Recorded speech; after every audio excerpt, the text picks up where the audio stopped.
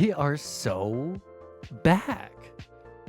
What is up, guys? I can't believe that this day has come. To be honest, last night when I sent my unban request, it was just a formality, but nothing could prepare me for the email that I woke up to. Sondsol, you have been unbanned from Twitch, with all the fun little emotes in chat, with all of my Twitch clips still, I guess, here. And I'm just curious, because I don't know. I'm just curious what these clips are that Shadowrun was linking. Let's look at this one first. I was about to make a joke that I can't make on Twitch. Literally, me and Lance were up, like, jumping up and down, like, yeah, let's do this. Like, we're like, Mike, where are you? Where are you? I cannot. Next stream, we go super hard, okay? I am going to be sexist. I am going to be racist. I am going to be transphobic.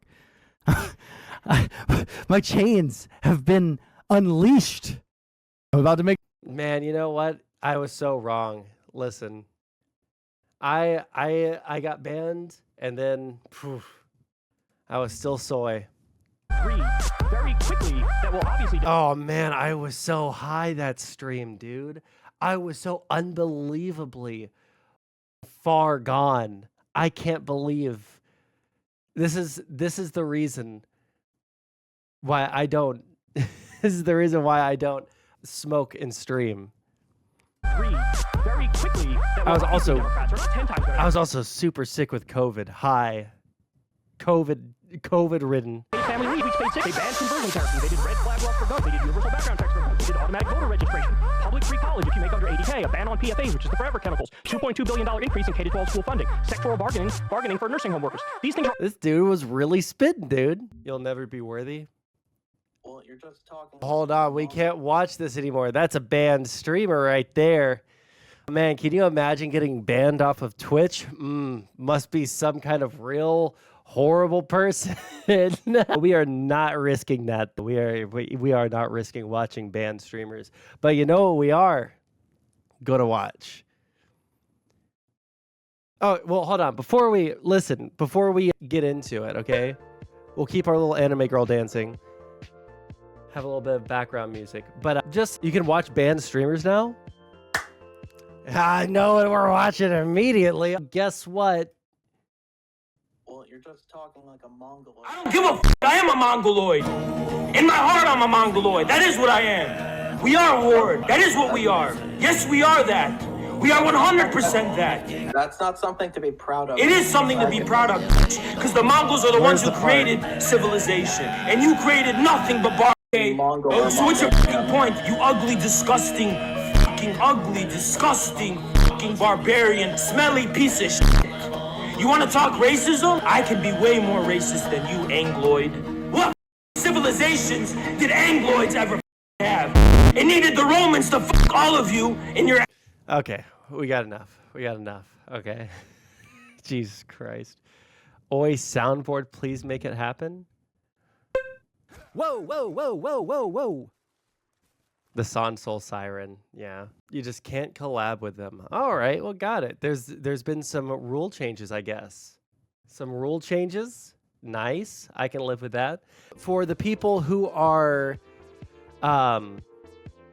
who have not made the migration, which I think that there was only one person in chat earlier. I don't see anyone who hasn't. No, Watsaki, you haven't been here in a while. We are no longer in the great state of Texas. We have moved far away from that desolate land of extreme heat, and I mean, that's all there is there right now. It's just extreme heat. But we are now in a liberal paradise, and this is currently and you know, it's really lucky that we got unbanned from Twitch, because this is currently my only form of income. So if you guys do want to use those Prime subs, all right, I think we're back. How's it going, Antenna Cactus? Are we still live on YouTube? We should still be live on YouTube. Where is that window? Okay, we're still live. Okay. Just had to fix that real quick. Jesus. Slenderholics are eating today. All right, so here's my thing here, okay? I don't know anything about the drama, all right? I don't know anything about the drama. Critical support for Demon Woman or fight. No. There's no supporting or you know, defending or anything like that going on here, okay? All it is laughing at the continued breakdown. Critical? Yeah, you can say critical all you want, okay? Refresh. All right. Chat is back. How's it going, Tron? We are so back. Did you see my DM, Tron? Xanderhal was never the same since the accident.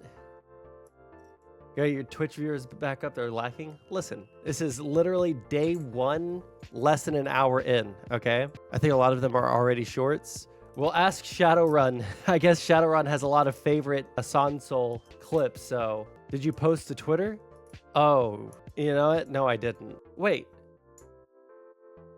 Is the stream broken? Don't say broken stream when I'm like struggling just to figure out if I'm streaming to Twitch correctly. Okay. Unstable. Average stream bitrate too high. Okay, hold on. Let me see if I can fix that. Modify. Yeah, it says it's unstable, but I don't know what that means because I have a high bitrate. Y'all let me know if there's anything weird going on Twitch, okay? Advertise my Twitter. Okay. Oh yeah, also, we're going to be in celebration of getting unbanned from Twitch. We're going to be opening up a Minecraft server in a little bit, but I have to remember how to do that, okay?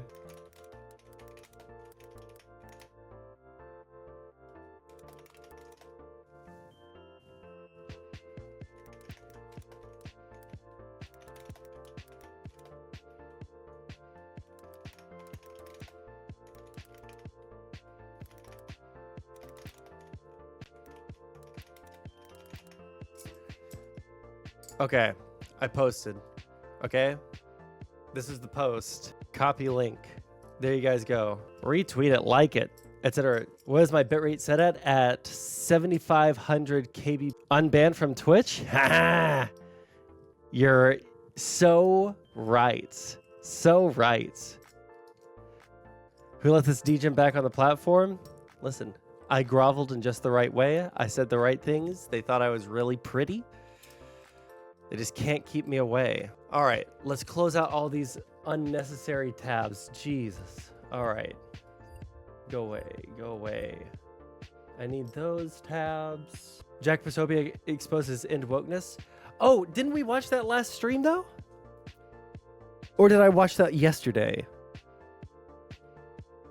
Set bitrate to -1 and it always fixes stream? I don't even know how that would work. Okay. I already watched it, and I don't think that the problem is, yes, it's really good information to see. Set to 5,000, anything more Twitch can't handle. Okay, let me see here. Let me fix that really quick. I haven't streamed to Twitch in a long time, so you guys are gonna have to forgive me while we mess with some of these settings. Okay, stream output. Okay, we'll set it to 5,000. No, not 500,000. 5,000. Jeez, that was almost going to be bad. Okay, apply. Okay. Drop that down. Oh my God, is my camera out of focus? No, it's not. Cool. Ooh. I don't need that. Cool. No link in the Twitter post? Well, if you put a link in the Twitter post, well, I guess what I could do is go like this. I guess I could put it in the comments, but my Twitter has my link in the bio. So over a year and a half, I was banned from September 27th of last year. It feels like I've been gone for a year and a half, but it's only been like 10 months. Wow, this is crazy. Hold on. Pause. Searches Donald Trump only gets news about Kamala Harris. I've seen this. Yes, Kick Chat is left on the cuck chair. How's it going, Wick? How's it going? I've seen this conspiracy thing going around. Election interference? President Donald? Now, I'm curious. Wait, why is it get President Donald Duck? Oh, it's giving President Donald Duck because he spread that so much. Okay. Free speech is back on the Mini Boys. We're going to be very careful, okay? Very careful with everything on Twitch. So here's like the broad idea for right now, okay? I think that what I'm going to do is I'm probably going to stream here for a while, maybe a month or two, and dual stream to YouTube. But wait, did Twitch give me the ability to just raid people? If you're a mod, I think you can, but please do not. So what I fear is that I'm going to get banned again, but I don't want to completely abandon the Twitch platform because you guys can give me free money through Prime subs, which if you guys have them, but yeah, use those Prime subs on my channel. All right, this is for right now. This is my only form of income. So I've been talking about that for a couple of months leading up to the move. I gave mine to Wick. Oh, you traitor. You traitorous scum. No. But yeah, I think what the current plan is, at least in my head, is I'll stream here for a couple of months, but I encourage people to move over to the YouTube stream. All right? Go to my YouTube, subscribe to the channel. Like, comment, and subscribe. Ring that bell, boys. And I do want to funnel. I prefer streaming on YouTube over Twitch for a lot of reasons, mainly because the risk of getting banned is significantly lower. I am at Move to Kick. Yeah, I thought that was going to be such a cool idea, and the idea is cool, but the association of that platform with the worst kinds of human beings is just something I don't want to be associated with. Try stream. I don't want to stream to Kick is the thing. I'm not getting anything from Kick, right? I'm not getting any more, reach. I don't have any, Kick buddies that I want to stream on Kick with. The chat experience just isn't there. Yeah, I know. It's like a watered down Twitch with just like a whole bunch of bad reputation stuff like tacked on. As for YouTube, I wish YouTube had I forgot. Hey, let's go. Where are my alerts? Why are they not making noise? Hello. Reset session. Reset session data. Can I refresh it? Is there a reason why it's not showing? Oh, it's only showing YouTube. How do I fix that? Docs, I have the activity feed. Things we're going to have to work on. What state did I move to? I moved to somewhere very close to DC, somewhere in the general DC area. So I appreciate the Prime sub cactus. I do. Greatly so.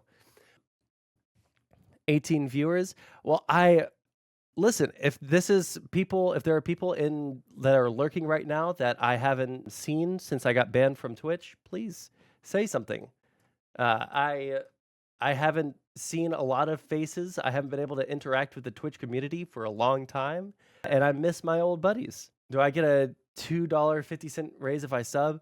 Well, Tron, I'm actually going to talk to you about that after stream. All right, we're gonna probably have a good time with this. But what was I saying? Oh yeah, but basically what I want to do is no, you're not getting fired. Okay, this is good news. Okay, but what the plan is, I do want people to move over to YouTube. I know the chat experience isn't as good, but like something that we could do, if you guys just like the Twitch chat that much, then pop out the Twitch chat and go watch on YouTube or get better ad split there, you know? Has moved to the deep state suburb. All of his neighbors are part of the 3-letter agencies. I don't think so. Driving around this neighborhood, I do not think so. Needs to start editing his OnlyFans content. True. It's just going to be me painting my Warhammer minis. You know, something, you know, has better latency for me. Yeah, so like that's maybe something that we might consider doing, but we do have to like figure out what is the best split, because the thing that I do not want to do, is get rebanned on Twitch and then not be able to, you know, interact with people on Twitch. So we're going to be working on, and, you know, kind of maybe like, what's the word when you get a bunch of people and they give you an idea of what you should do? Focus group. We'll probably focus group. Okay. We'll ask people in the Discord if you want to have a say. You have to join the Discord. But use YouTube for audio. Hard recommend for people to do that if on PC. Really? What is this? You can't escape me, bro. You can't escape me. I'm always here. Out of chat and Twitch stream? Yeah. That's cutting into your paycheck, okay, buddy? Do it at your own peril. Twitch is your panel debate pass. Is that what you're saying? Yeah, exactly. When I left, or when I left Twitch, when I got banned from Twitch, immediately the amount of people that I had access to talk to debate with, to just vibe with, like went down to like 2 or 3, you know? Oh yeah, I mean, like, yeah, I'm going to keep the Kick active, right? Like, I'm not going to delete my Kick account. And if things start getting spicy, then we'll end Twitch. You guys can either go to YouTube or to Kick, and then we'll figure it out. Is anyone even left on Twitch? I mean, literally everyone that still like does like the political streaming of my size, yeah, they're all on Twitch, whether they're conservative or liberal. So now if there's someone that I want to debate, I can just do that. I don't have to go to them, say, hey, if you want to talk, I really would like to, but we're going to have to, you know, like cut your Twitch stream because I don't want you to get in trouble, and I don't want to, you know, worsen my chances for getting, you know, unbanned. So now we can just set up a conversation, even jump right into a conversation, because there have been a lot of opportunities to talk to people multiple times over the past couple of months, but unfortunately they can't spare the time to cut their stream to talk to me, you know? Time to curry favor with Hassan, pay the protection money. Yeah, true. No, we need to find us a nice liberal blue MAGA extremist Democrat streamer that will vouch for me, okay? One second. On my other chat over here, it said something about BX Bullet. Who's talking about BX Bullet? Well, now it's gone forever. So IRI or Hutch? I mean, yeah. I have a few videos I need to unlist. No. We will never do that, Tron. Big suggested you get banned on YouTube, and I said be like BX Bullet. Oh, I got you. I think it's not hard to get banned on YouTube, I don't think, but it's also not easy, right? Like, what was it? Like the J-Stock. What did he get banned from YouTube for doing? Was it even anything at all? 1 second. Okay. I need to minimize Discord because it is distracting me. Man, I'm so nervous about streaming on Twitch that I'm scared to curse. I want to say, and I know I can say, but I'm like sitting on the edge of my seat like, oh shit, am I going to get banned if I say this? Okay. Harassment. Clips. True. I kind of feel like YouTube is honestly fair. I don't think I've seen a YouTube ban where I was like, oh, I disagree.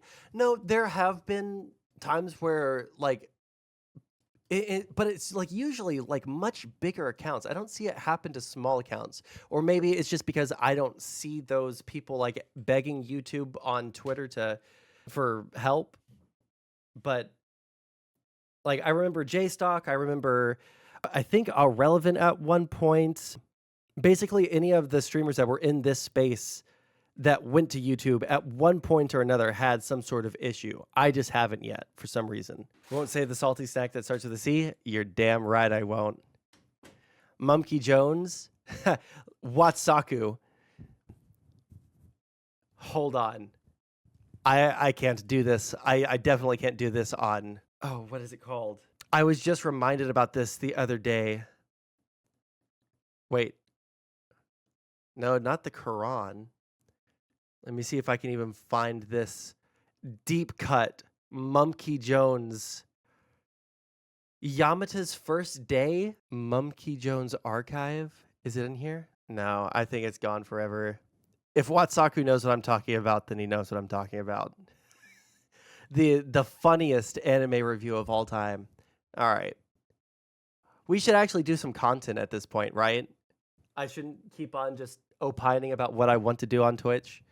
I should give you guys like entertainment, right? Oh, Tron is the only reason that he is the thin blue line between chaos and order on my YouTube channel, I guess. In one day, all on content that was previously greenlit by YouTube moderation manually. Watsaku, do you know which one I'm talking about? The Yamata's First Day? He's like, my uncle Alex was unjustly imprisoned for having sex with a 17-year-old girl. 17 years old! There's no justice in this world. Oh my gosh. News has been boring and slow lately? Sieg, are you living in another dimension? This has been the most insane news cycle since 2020. We had, in the space of less than a month, a presidential debate that led to the ousting of the sitting president from the presidential campaign. And in the middle of a campaign, they replaced him with the vice president. The opposition guy had an assassination attempt. They have no ability to talk about the current presidential candidate because they have been focusing so hard on Joe Biden. I mean, the last week, I mean, we're still talking about all those things, dude. We're still talking about all those things. If we kept up a news cycle as hard as we have for the past month, I feel like everyone would collectively commit Sudoku. Like, it would be too much, too fast, too soon. I'm sorry, you mean Biden had a coup against him? Yeah. Something I want to... Okay, so let me new note, close. So let's make like an itinerary today, since we have so much time to do. So we'll go over Zan, Demon Mama, drama. I want to look at I watched I don't know how to spell his last name. I'm going to feel bad if I spell it wrong. Mayor Pete Fox interview. Mayor Pete had the most Giga Chad Fox interview I've ever seen a sitting politician have from a Democrat, from like the Democrat side of things that I can think of. Like, he didn't let them frame the conversation or lead him around whatsoever. He led that conversation. He was there in his capacity of Mr. Pete Buttigieg, not as the Secretary of Transportation. He was just there, and he was actually just like giga chatting all the way through that interview.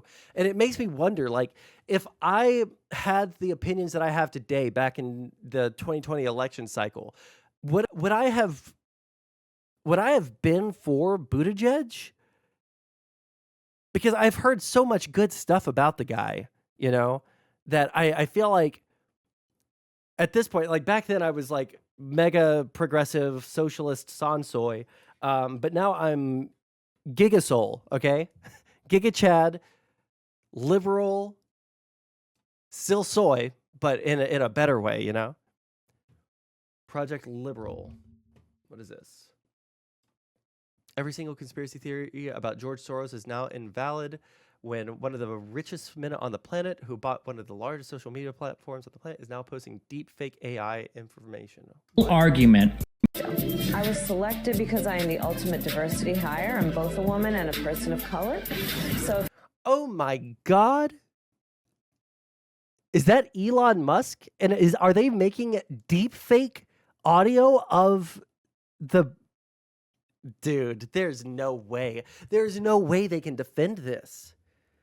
There's no way they can defend this. Hold on. You are absolutely not going to be in my Twitch chat. Go to YouTube. I am not risking that. It won't let me. Mods, ban him. Too much of a liability. Not on YouTube. No, ban him right now. It will not let me. Mods, where are you? Ban. There's like 12 mods in my chat, and none of you could ban him. Just go to YouTube, Panda, okay? I have no mod power. Well, there's like 5 people in my Twitch chat that should be able to. He can stay in YouTube chat, just not in Twitch chat. I was tracking down the video. Okay.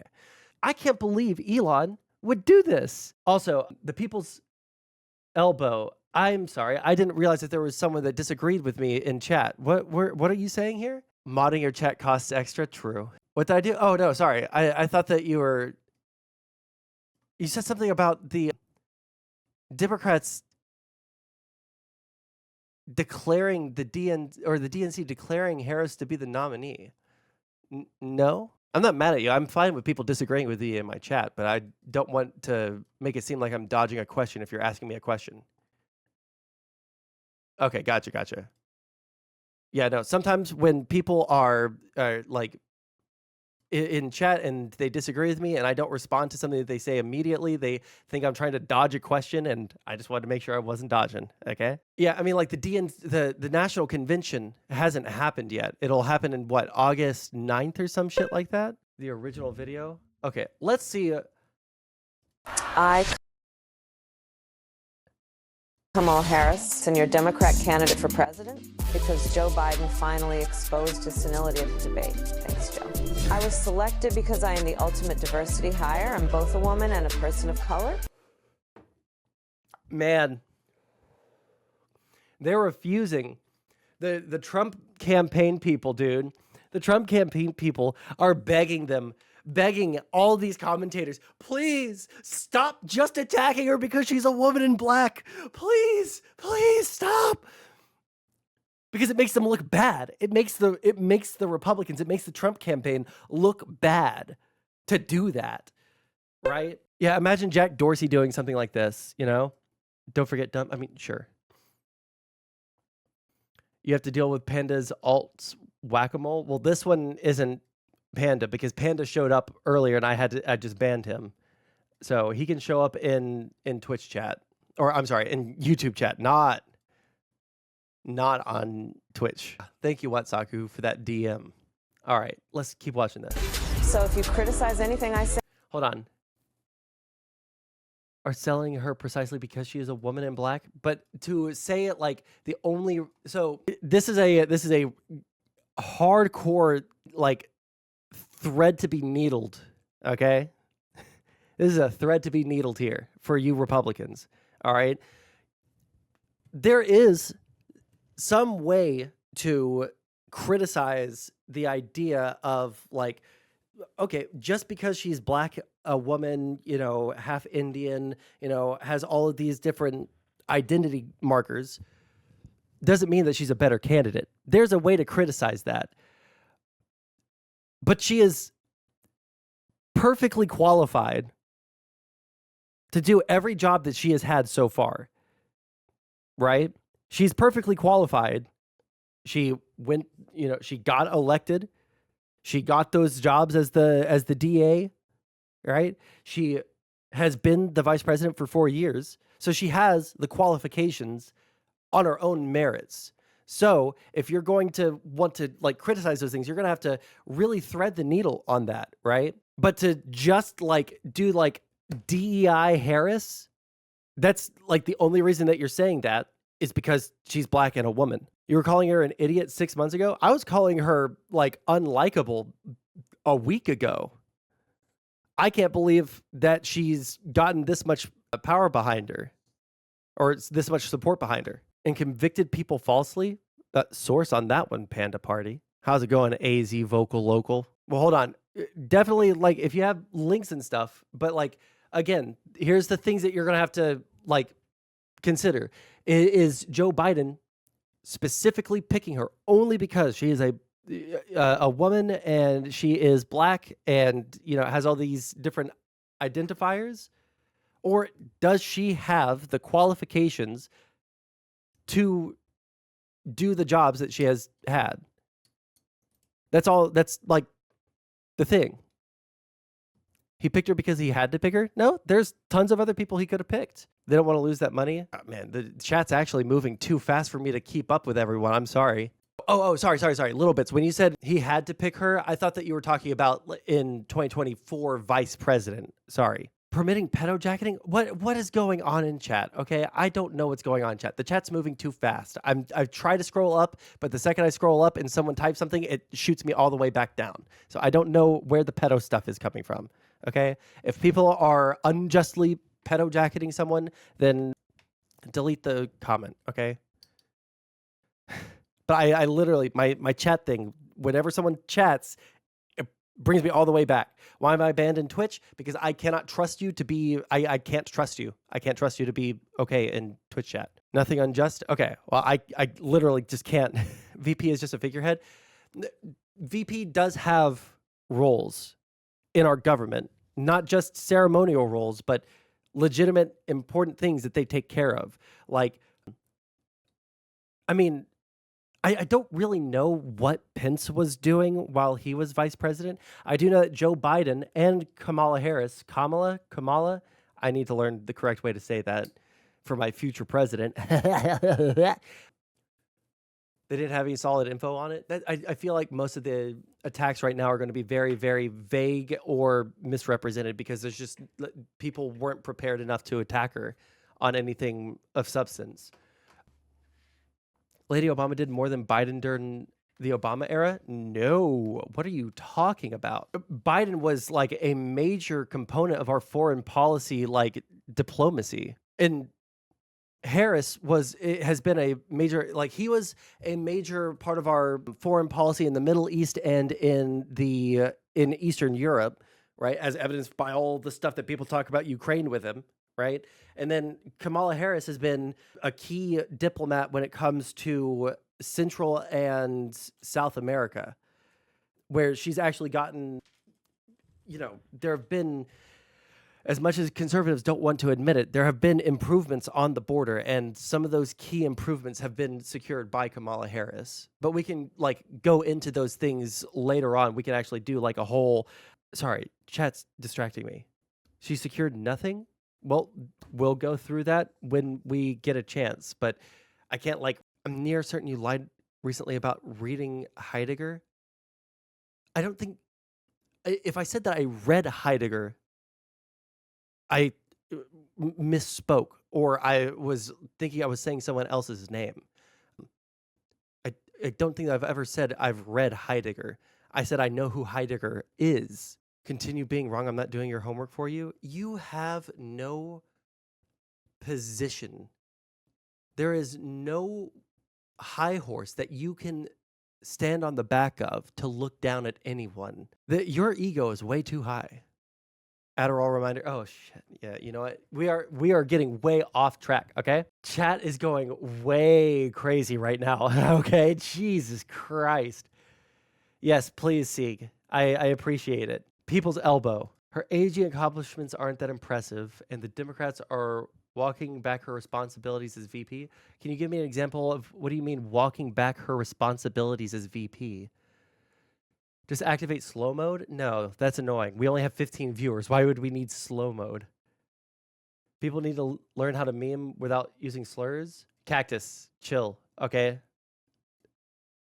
Or say it on YouTube, okay?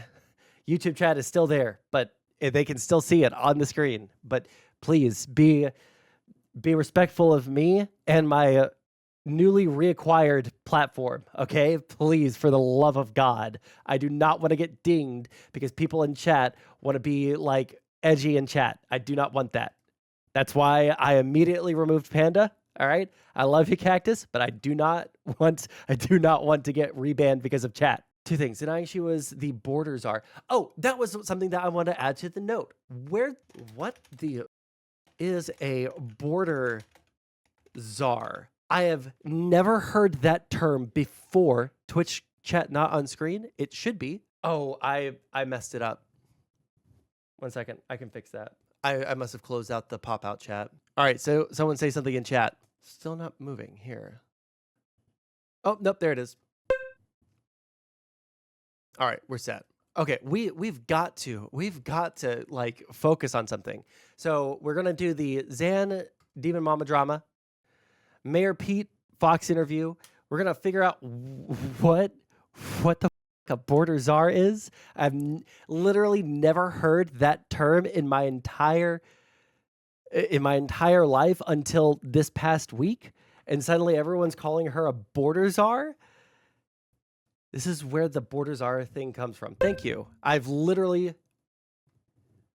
When was this? March 24th, 2021. Does it say border czar? It doesn't say border czar. I understand that they're calling her like border, you know, but where does czar come from? Pretty sure border czar is a derogatory term.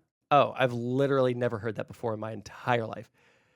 I've noticed all the last 4+ Dem presidents have all been lawyers. All of the last 4+ Republican presidents have been businessmen. What a pattern. George Bush, didn't he have a law degree? H.W. Bush, didn't he? And before him was Reagan, who was, yeah, I guess like businessman, celebrity, whatever. Title her border czar. That was shorthand for putting her in charge of border issues. Remember when Obama talked about czars? No. It's so crazy that they hire businessmen that can't run an economy. True. Why does it matter? I was just curious. I just don't understand why border czar of all things. I'm looking at YouTube chat, but like when did they start with that? Okay, we'll open up these tabs, but we're watching the fake video, okay?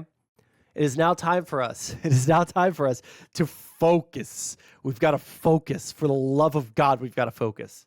I, Kamala Harris, and your Democrat candidate for president because Joe Biden finally exposed his... You're missing my link? What link? How are you posting a link in YouTube chat? I'm not missing any links from YouTube chat. I just scrolled up it. I, Kamala Harris, and your Democrat candidate for president because Joe Biden finally exposed his senility at the debate. Thanks, Joe. I was selected because I am the ultimate diversity hire. I'm both a woman and a person of color. So if you criticize... Why is there no links? YouTube will not allow me to do links. If you want to do links, you're going to have to either post it in the Discord or go onto the Twitch chat and post the links there. Besides anything I say, you're both sexist and racist. I may not know the first thing about running the country, but remember, that's a good thing if you're a deep state puppet. I had 4 years under the tutelage of the ultimate... No, I don't have time. I'm probably not going to go over any philosophy stuff. You know this. ...deep state puppet, a wonderful mentor, Joe Biden. Joe taught me rule number 1, carefully hide your total incompetence. I take insignificant things and I just... Yeah, they would lose their mind if a major, like, tech company, like, leader, like Mark Wahlberg, Zuckerberg, or, you know, if what's his name? The Microsoft guy, Bill Gates... If they posted something like this, the right would be losing their mind. They would be losing their mind over this. Relevant?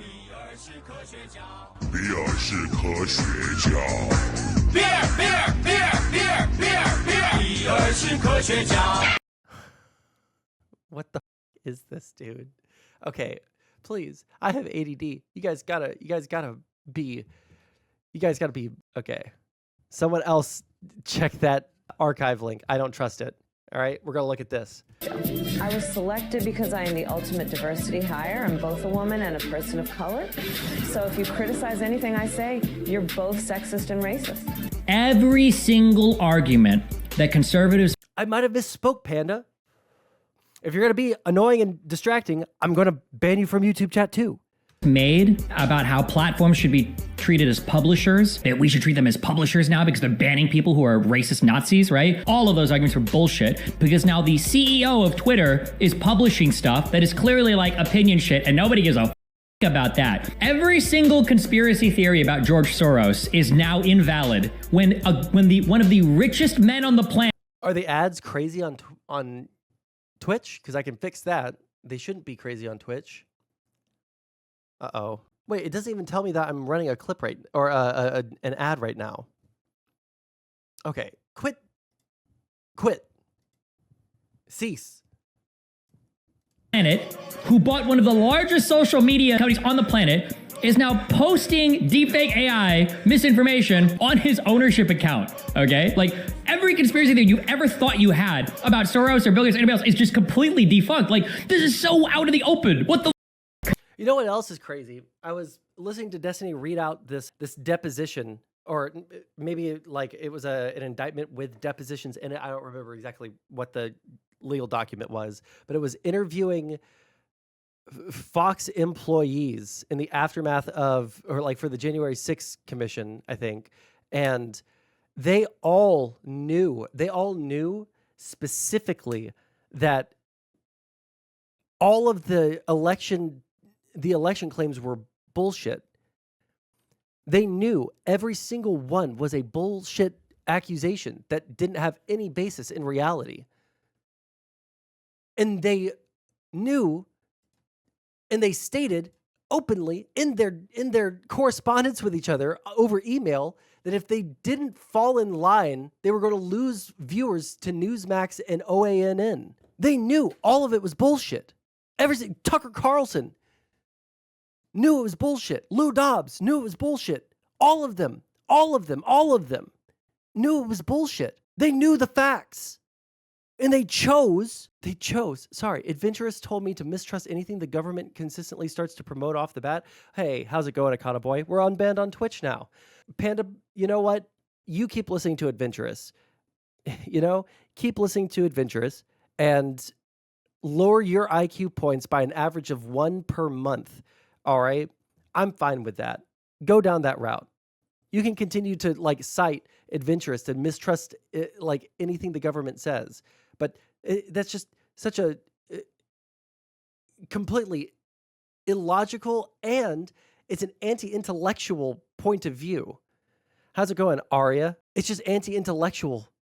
You have no, like, you're starting with a position that the government is always going to lie to you. So you can never know anything. You can just never know anything that's going on in the government. So you're always going to mistrust it because you don't think that they're ever going to tell you the truth. No, you should obviously be skeptical of the government, but to be ultimately skeptical of the government all the time and trust other things instead of the government all the time with no basis, just because you don't like the government, is an anti-intellectual and very stupid. It is a low IQ point of view of the world. Mistrust all government, but blind trust in alt media is standard nowadays. I know, but that's depressing, and we should discourage that, and we should ridicule people who say stuff like that.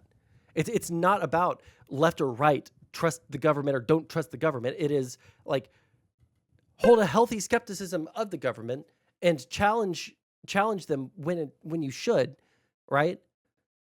But that doesn't mean that they're always lying to you. I think you should do a change my mind out of middle school at this rate. Yeah, I said that I was going to like give him a chance, but I'm really like a quarter second away from just like perma banning and like just moving on. It's not worth it for me.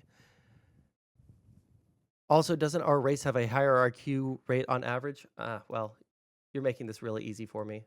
I just don't want to deal with it. How's it going, Justin Freakin? Dr. Demands in chat? Man. Anyways, we haven't been able to get through like a single video, okay? We're holding on to these links right here, but we have an itinerary. Isn't it exclamation point shout out? Oh, it's not exclamation point SO. Okay. Let's move on to the entertainment, okay? We should do some entertainment for you guys. I think it's just SO. Try it on your end, just exclamation point SO and then at. With the czar title being used in the US to describe being responsible for a specific high-level policy area, yeah, I just have never heard people call them like the transportation czar or anything like that. I've just never heard that term. Please don't ban me. It's just making your time and my time wasted. All right. I won't ban you. I'll just time you out for 24 hours. Are you still streaming on Kick? No, I want to move away from that platform. Please don't ban me. I'm not going to ban you, Justin. All right. We share a special bond. All right, let's see here. Yeah, you can't really grow on Kick, plus the like associations with different people like doing horrible things. The Xanderhal segment part 1? Why is there a part 2? Mukbang? Please tell me that she doesn't eat on stream. Oh, okay. My imps, it is time for us to talk about a subject. Oh, and I should try and play like the Minecraft game, you know? How do I not have VIP? You should have VIP, but someone else can give that to you. I don't know anything about like my Twitch setup anymore, okay? I was barely able to even get it started, okay? Earlier today. All right. So in celebration of me getting my Twitch chat or Twitch channel back, we'll probably be playing some Minecraft because this is Twitch and this is a video game website, you know. Okay, we'll look at that later. All right, Minecraft, Mojang, whatever. Multiplayer, allow access, add server. All right. Any thoughts on Chris you'd like to share? I haven't looked into that like whatsoever because I have no interest in Mr. Beast. Like it's just something that I don't care about. I don't know literally anything about it. I don't know it. Like it's just something that's like super not interesting to me.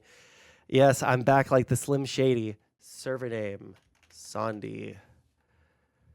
Looking to Venezuela. Oh yeah, they had an election or some shit, right? Oh man, does anybody know how to make a Minecraft server? Oh, this is my microphone, but because we just moved across the country, all of my pop filters are in some box in the living room, and it's like the entire living room is just one solid mass of boxes, you know? The yellow sock looks horrible. Yeah, I know it looks horrible, okay? Trust me, I know it looks horrible. You moved? Hell no, we never met up. Well, listen. The move came as a kind of a surprise to me too, okay? I'm in the safe cave. Oh, what are you looking for, Watsaku? Minion microphone. You people are killing me. Okay, I'll just play add server, cancel. Oh, I don't want to accidentally leak my IP address. Different sock? There are no more sock. Wait, hold on. Actually, there is a close box over there. You know what? I'll change the sock if someone donates. All right? Do any of my commands still work? No. Dang. Let me try if I do it from here. Nope. How to create a Minecraft server vid? How can you make a Minecraft server in 2024? I can't say it. Well, we're going to show you exactly how. Yeah, that's right. You guys, you donate. I see it on my activity feed. I change the sock. All right. Starting off by going to this link right here. This is the second link in the description down below. And this is actually our text guide on getting a Minecraft server. And Minecraft will have updates this year. We'll go from 1.20 just in case things change. For the Minecraft Java Edition server jar. To download it, just click on this Minecraft _ I have to download something now. Okay, we're making the listen. We're making the. What do you want, Dr. Demand? I can't do that. I can't do what you're asking of me. I need to turn off the little ding that notifies me when people say my name. I'll never be able to stream like this. Chat, messages, emotes, streamer mode. Oh, come on. You've got to give me the ability to... It doesn't let me change enabled. Okay. Now you guys try and say my name. Now try and say my name, you stupid little... You think that you can distract me now? I am indomitable. I am undistractable. That's right. There's no ping anymore. No ping anymore. Man, it feels good.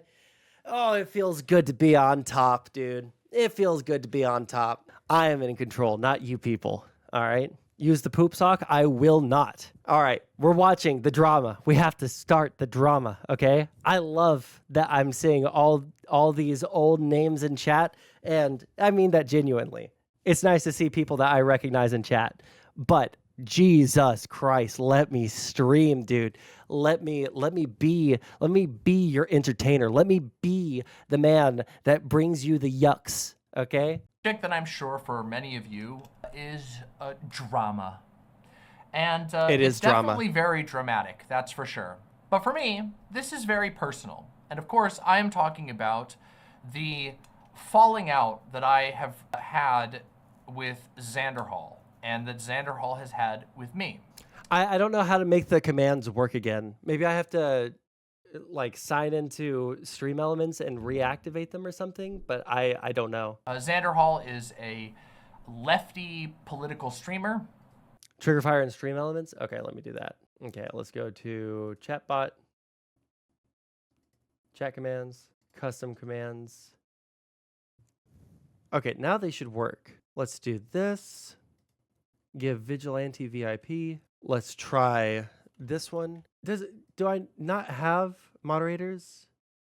Oh, Stream Elements isn't a moderator on my user management. Well, I'll have to figure out what to do. /mod Stream Elements. Stream Elements is already a moderator of this channel. Well, I'm logged in. Weird. I'd like to have that set up, but yeah, no, it's not working. Oh well. Okay. We gotta stream, guys. We gotta stream. No, you're fine, Justin. It's not that big a deal. Again, this is my first day back, and I didn't know what I needed to fix. Create new world for Minecraft. And over the course of a couple of months, he has begun taking some shots at me and other creators, and it... Dr. Demand, earn it. All right? Are you sure you weren't using Stream Elements? Listen, we'll troubleshoot it later, all right? Not a big deal at all. Got really cringe. I have a video on it on my channel called A Birthday Boy Xan Start. Demon Mama uses slurs? If she uses a slur, then we'll end, and you know, I can't be any more racist to earn it. Listen, I want you to become a loving, non-racist person, all right? No VIP for a long-time chatter. I will consider adding more VIPs, but I know that I have a limited amount of them, and I use them in a... Listen, VIP is given so that I can instantly recognize when there's a content creator in my chat, all right? Even people that I don't like have VIP so that I can know that there's someone, you know. I've gotten more racist, unfortunately. You know what? Based. You know what? Based. You know what? Based. Everyone, can we get a round of applause for Justin Freakin? Let's get some 07s in chat for Justin Freakin. Finally becoming more racist. I'm so proud of you. Clap slowly. Slowly, please. Starts some drama if you want to see where it kind of... Oh yeah. So here's my quick little intro to watching the nastiness that we're about to see. All right. I don't know exactly how things go. I don't know what any of the drama is outside of Xanderhal is a riding with Biden fella. Okay. And I guess that him and Vosh are no longer friends over Biden, I guess. And I guess Demon Mama is no longer friends with Xanderhal over the Biden and Vosh and Keffel stuff. So, yo, Minecraft has rabbits? And they could be small? All right, this is a good day, guys. It's low-level catty drama. Oh, I love that sort of stuff. I love the low-hanging fruit. Did this happen before Biden dropped out? This stream is from last night. So I don't keep up with these people very much. Occasionally, I'll watch a Vosh video to see if it would be good stream content to cover because he'll say some unhinged stuff sometimes. But I haven't watched a Vosh video, I don't think, in a while. So I don't know any of the drama that like is going on with these people. I do not keep up with these people. Used to be friends with, or I say friends, friendly with Demon Mama. That didn't stick, obviously. And then Zan, I feel bad for him more than I hate him. I don't have that much hatred of the guy. He seems like a okay person, although I couldn't bring myself to ever sit through a stream of his, which isn't saying too much because I haven't been able to bring myself to watch very many streamers, all things considered. But I feel bad for Xanderhal more than I like hate him because like, man, does this guy have, I can't remember a time where I saw Xanderhal like holding a dub. I can't remember a single time I saw him like catch a dub. It's just always L's, at least since I like came into this sphere. He was already like a much bigger creator by the time that I started streaming, but I've only talked to him one time. And in that conversation, he decided to tell us how he used to jack off into his gym shorts and then wait for everyone to go to bed before he threw them in the washer. So he would just wallow in it. That's literally the only time I ever talked to Xanderhal was that conversation, and I regret it. Do what? Yeah. And also, Justin, you said I think Zan used one of my clips and didn't credit me, and I had a whole feud with his editor. Jesus. Well, what was the clip? Was it a big one? For a big video where you got a lot of views? Because you absolutely could. I'm not going to say that. Never mind. That would be mean. Started, but the truth is it started a lot earlier than that. Zan, I have now found out, has been taking pot shots on his stream, public, live, at me, for quite a while, which is really bothersome for someone that you considered a friend and who constantly referred to you as a friend. And I wanted to talk about all this. I'm sorry, today I forgot that they kinda talk so slow, all these leftists. Say my piece on it all. I don't really have any interest in a prolonged or extended conflict with Xanderhal. And I don't really have a desire to do like an expose or anything on Xanderhal. However, I am going to say my part of the story because he has a lot of... I don't have any desire to do an expose or talk too much about this. You know, I'm not writing a hit piece on Xanderhal. Let me just talk about this for 1 hour and 30 minutes to 3 hours just about. So there's an hour and a half. And then that was just part one. And then we have... Okay, so for 1 hour 30 to... For like 3 hours, she talks. I don't really want to make this like, you know, a long video essay. Conflict with Xanderhal. And I don't really have a desire to do like an expose or anything on Xanderhal. However, I am going to say my part of the story. Because he has a lot of things that he's been spitting out into the world, which has become very 3 hours. I am somebody who, my career has only been on the internet. How many viewers does Demon Mama get? Well, when she, you know, Demon Mama, the lady that says that she's never doing drama content again, she's done with drama. That's why she left Twitch poll, because of all the drama, has only gotten major viewership spikes. Like she has like a decent viewership count, like in the 300s. At least last time I checked, which was a very long time ago. But she gets these huge viewership spikes when she's going against people like Keffels or Xanderhal. So where she might say that she's not part of like the drama stuff anymore, she seems to get a lot of money, and a lot of watch time out of drama farming and, you know, feuding with people. No more feuds. It's only good vibes from here on out.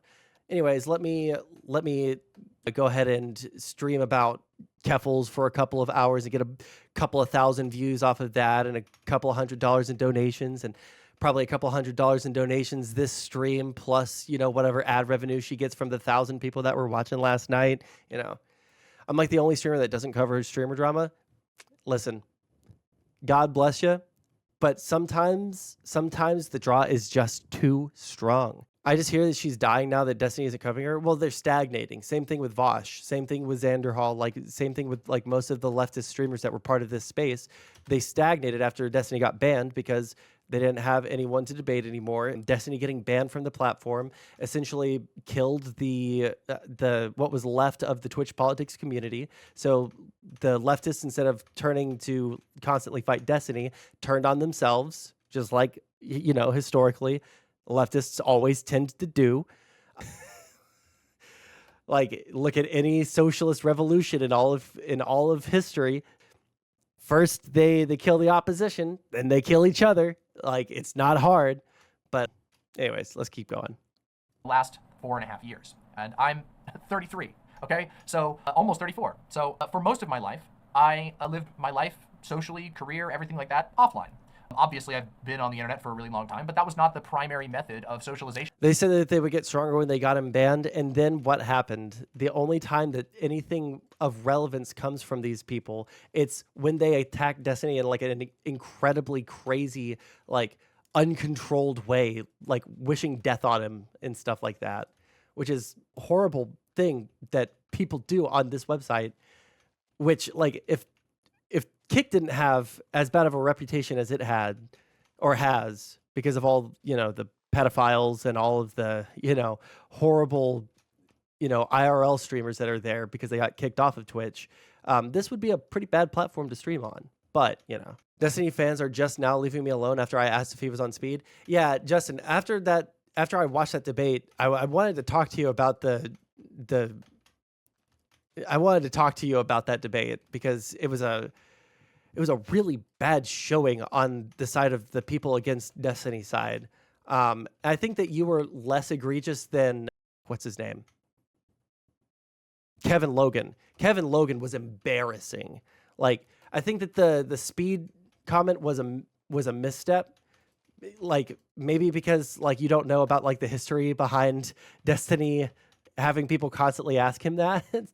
But yeah, it was just like one of those things. Kevin Logan was so bad on that panel, dude. That was embarrassing for him. I think that you, like, after the initial comment, I think it kind of chilled out significantly for you, and it was a lot better. But, you know, for me for most of my life. That is not true for everyone. And obviously, a lot of social norms have changed as far as how people socialize on the internet. And this is not to, like, do some boomer invocation. In fact, quite the opposite. However, it is to point out the fact that there is a perception in the world right now that online connections do not matter at all. That things that happen on the internet don't matter at all. And there's a frequent thing that happens when people have a conflict with somebody who they're connected to through the internet. That, you know, it's like, whatever, the internet doesn't matter. All this is fake and stupid anyway. And of course, that's nonsense. What we do on the internet is obviously not one-to-one what we do in the real world, but it is a part of it. The things that we do online impact our lives in all kinds of different ways. Sometimes they're hard to articulate how it does, but we're putting ourselves out there. There are real people behind all these screens. And on top of that, I feel like, and this is honestly just something that people do when they're streaming and making YouTube videos. And I guess it's something that probably needs to be done that I don't do, but like explaining everything like you're speaking to a bunch of like actual 4-year-olds is something I never want to do. I never want to be that person, you know? I know that there are people that will, you know, say the same things over and over and over on their stream. For me, I can't stand doing that. I just can't.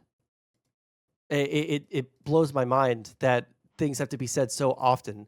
But it's probably, you know, like you don't have the exact same viewers every single time in your chat. You know, it's probably not a bad thing. It just rubs me the wrong way super hard. In this particular situation, the friendship that I had with Xanderhal. Also, really quick, Justin Freakin, I hope I like wasn't, you know, like too mean saying, you know, what I just said about the debate performance, because I don't have any ill will towards you or anything. And if people were harassing you, that's obviously bad. But yeah, it was just like a gentle critique. Gentle critique. I got commercials. Ah, damn. I gave a gentle critique, but I don't want to rehash it. was not one that was just online. I did indeed connect with Xan in the first place through the internet. I connected with Xan through mutual appreciation of left-leaning politics, through mutual appreciation of debate spheres, through mutual connections in the space that I ended up making, friends and friends and whatnot. We would game together. We would do all kinds of different little social events, and as that continued, we actually became friends. And on top of that, we became friends that were offline as well. And this is something, by the way, that you can verify if you go and watch Xan's channel as well, because we got for a a long time, hashtag Xan verify, would constantly guys. in fact, he would refer to it quite a lot. And in fact, recently, he would refer to it even as like a weird invocation in his attacks on other people online. The point is, my connection with Xanderhal is not just some, I am familiar with what he does in a space and I perceive him as like a political ally. We went and did lots of things together. We hung out in person. All right, let's wait for the vlogged, daylight. I guess blog is like written, but vlogged. You can go on my shorts channel and you can see the vlog of us traveling together from Southern California all the way up to the Pacific Northwest. When I went down personally myself and drove him from his old home to his new home and helped him move his stuff in, okay? So like, this is not some like, frivolous nonsense, a Twitter mutual situation, okay? Just keep that in mind when I'm talking about all this. What I'm trying to say is, me and other people have been there for Xan in a very real way. And we're going to get into everything that happened, all the internet drama parts. But I wanted to make sure that people understood that this is not... Almost 34-year-olds, Sieg. Also, I don't understand. You guys realize this is on 1.5 speed, right? This is 1.5 speed. I'm not muted. I can see I'm not muted. Thank you. This is not your, oh, they tweeted something I didn't like situation. This is a situation where a bunch of stuff, a real friendship existed, a bunch of stuff went down in private, and then a bunch of stuff went down in public. And I'm going to talk about all of that, like, when we go through here. And, yeah. But first, in the name of fairness, I want to react to some of the stuff that Xanderhal has been saying about we're hashtag reacting, guys. Let's go. And I now, of course, know I have been sent a number of clips over the course of months of him taking shots at me, going so far as to try and impugn my moral character and my honesty, which doesn't seem like a type of thing that you do to a... Oh, man. Hold on. Chill. Don't do that. Not on my channel that I just got back. Friend. People in my chat like DM, but I don't get the appeal. Listen, there's not any appeal. I don't even think that, like, it's not that I just disagree with her on stuff, because obviously I disagree with her on an unbelievable ton of things. I think she's like a genuinely bad person, right? So I don't know who's actually going to be in the right, who's going to be in the wrong, or if everyone's the asshole in this situation. I don't know yet. But yeah, I think that Demon Mama and like the people around her are genuinely just like really bad people. If you disagree with them on something, they don't have principles. They just kind of do things. And like anything is justified if you're not part of their crowd, you know? I'm sorry, hasn't Demon Mama doxed people? I don't know, but she has tacitly endorsed everyone doxing RGR and giving like the location of her school and her job so that they could get her disbarred. So that's where I first like realized, oh, this is like just a bad person. This is a bad person, you know? You know, trying to, and you know what? Why don't we even just watch it? You know, why don't we just watch him do that? I'll show you guys what I'm talking about, the type of shit that really pisses me off. And I said this before, I'm gonna... Oh, that being said, Xanderhal could be 100% in the wrong here. I don't know anything about the drama, okay? She said death threats to Destiny are fine. Yeah, I remember that. Say it again, because obviously this is a separate video. Some people are not gonna go watch my first stream on this, though I'm sure you'll enjoy it. The Birthday Boy Xanderhal video is very funny and very entertaining. But yeah. Yeah, I just... You don't have to root for him, you can just laugh at him. I'll get into everything in due time. And I apologize if this isn't like structured in the way that I do a Drama Mama stream or whatever, because that's not what I'm trying to do. I'm not trying to do a Drama Mama thing. I'm trying to tell you my side of things with as much, you know, with as much demonstration as I can, you know, but I'm not interested in doing some kind of Xanderhal takedown. I just want you to understand where I'm coming from, okay? Let's watch this real quick, all right? Travis T says, genuinely, Demon Mama, your policy of not operating on vibes have made you one of the only people I feel would be a reasonably trustworthy source to talk about. Oh, I should give you the date of this before we go any further, real quick.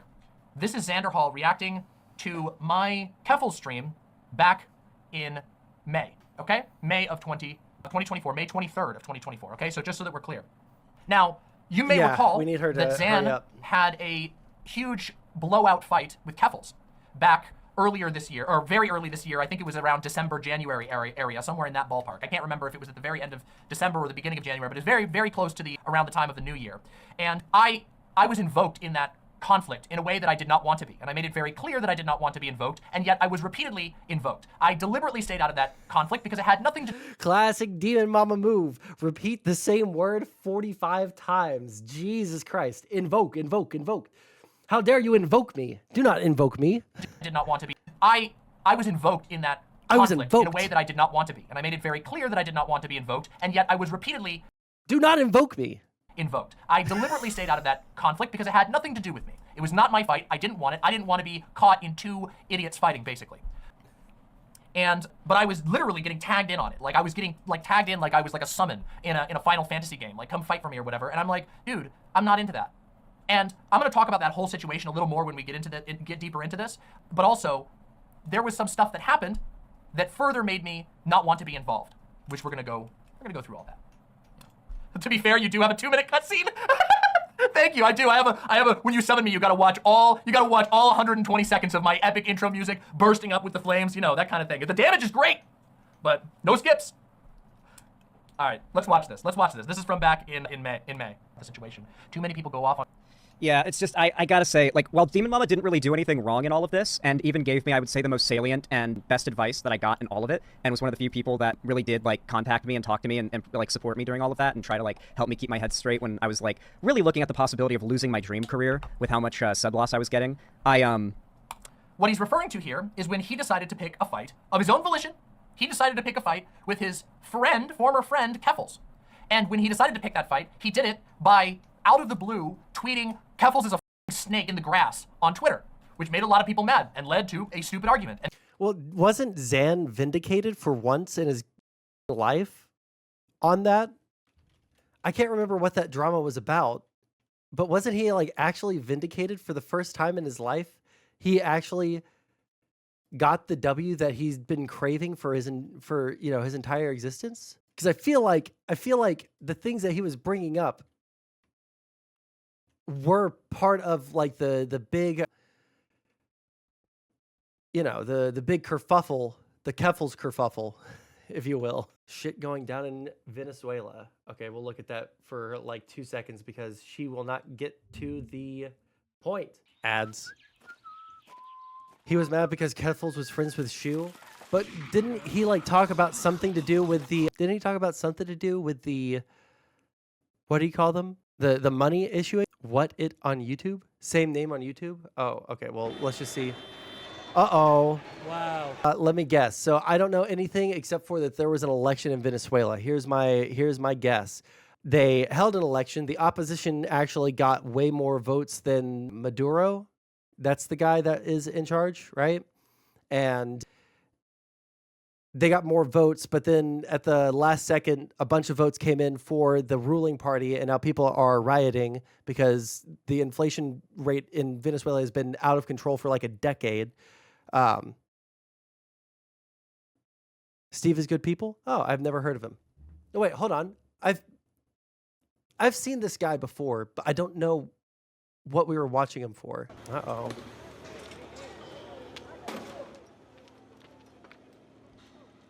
The insurrection? No, that was way too long ago. Maybe it was during the election last time. Breaking news. I mean, I guess it is breaking news. Who knows where this is going in Venezuela? How many people are coming out to protest? Again, there were multiple exit polls yesterday saying the opposition candidate got 65%, and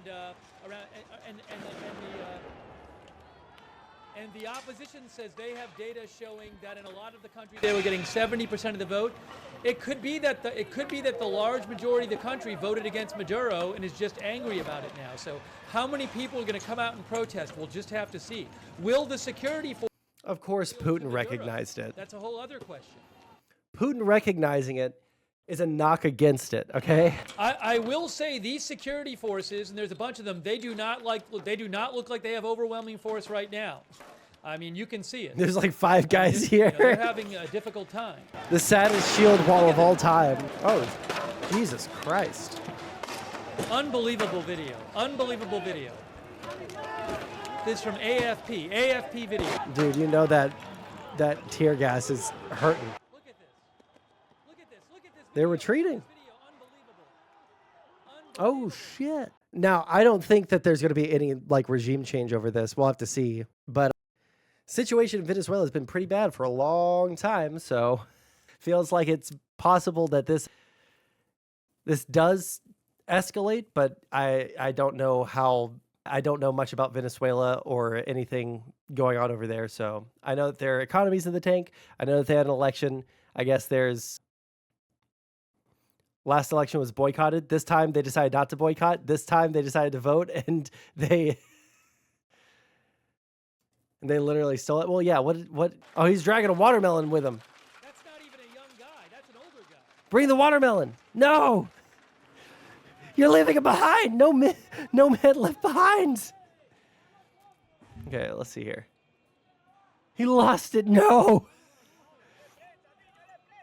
Someone save him. This is not all young people. That's not all young people.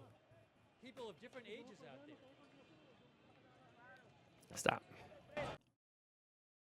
Let's see here. Translate.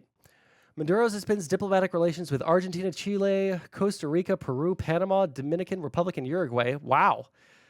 After these countries declared that yesterday's elections in Venezuela were fraudulent and called for Nicolas Maduro's resignation. Maduro said that at the moment there is an attempted coup d'etat underway in the country with support from neighboring countries. I'd be curious to see if there's any evidence that that's happening. We'll keep on checking in on this, but like, I don't know, like sitting here, like I could never be this guy and just sit and watch protests. There's not enough for me to talk about until more information comes out, but not looking good. Not looking good. I'll say that.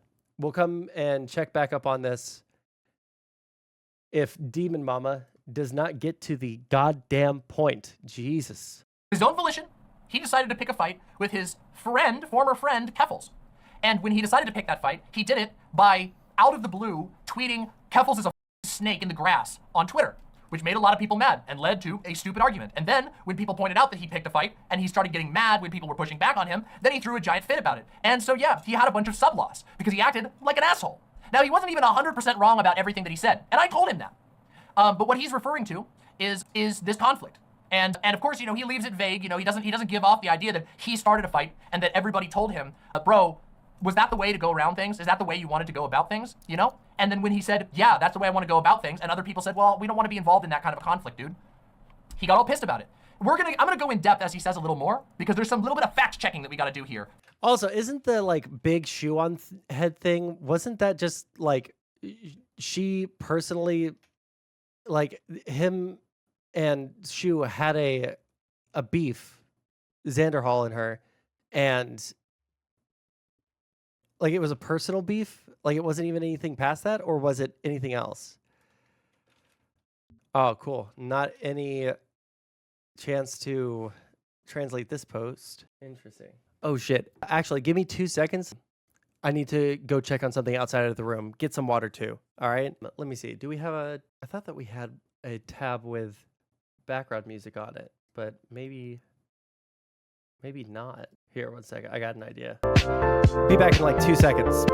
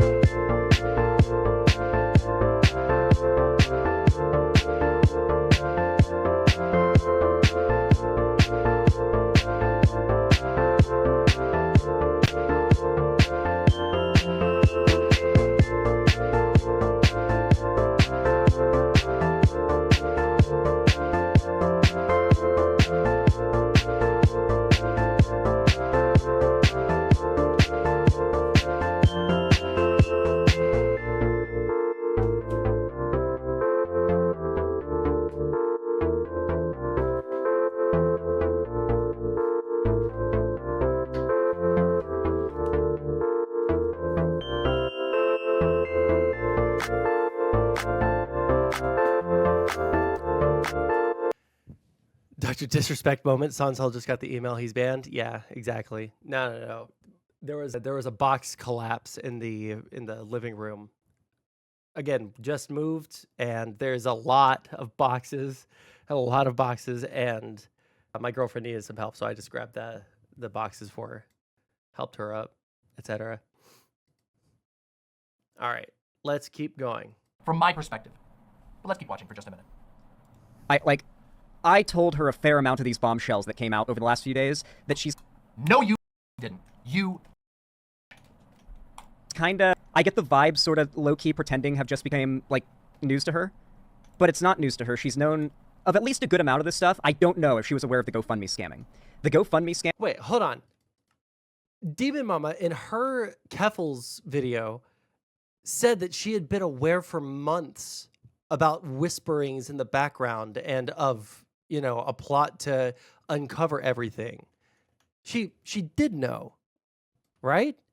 Unless, like, me walking away, I missed what they were actually talking about, but... I told her a fair amount of these... What can we beef about? I don't know, my man. I do not know. Bombshells that came out over the last few days that she's... No, you didn't. You... Kinda... Yeah, I distinctly remember Demon Mama in her Keffels video saying that for months people had been messaging her and telling her stuff about this, but like she didn't have enough information. Quick meme, Trump and Vance are just weird. I'm a never Trump guy. I'm a never Trump guy. I'm a never Trump guy. I never liked him. I'm a never Trump guy. I'm a never Trump guy. I'm a never Trump guy. I'm a never Trump guy. I like it. All right, back to it. I get the vibes sort of low-key pretending have just become, like, news to her. But it's not news to her. She's known of at least a good amount of this stuff. I don't know if she was aware of the GoFundMe scamming.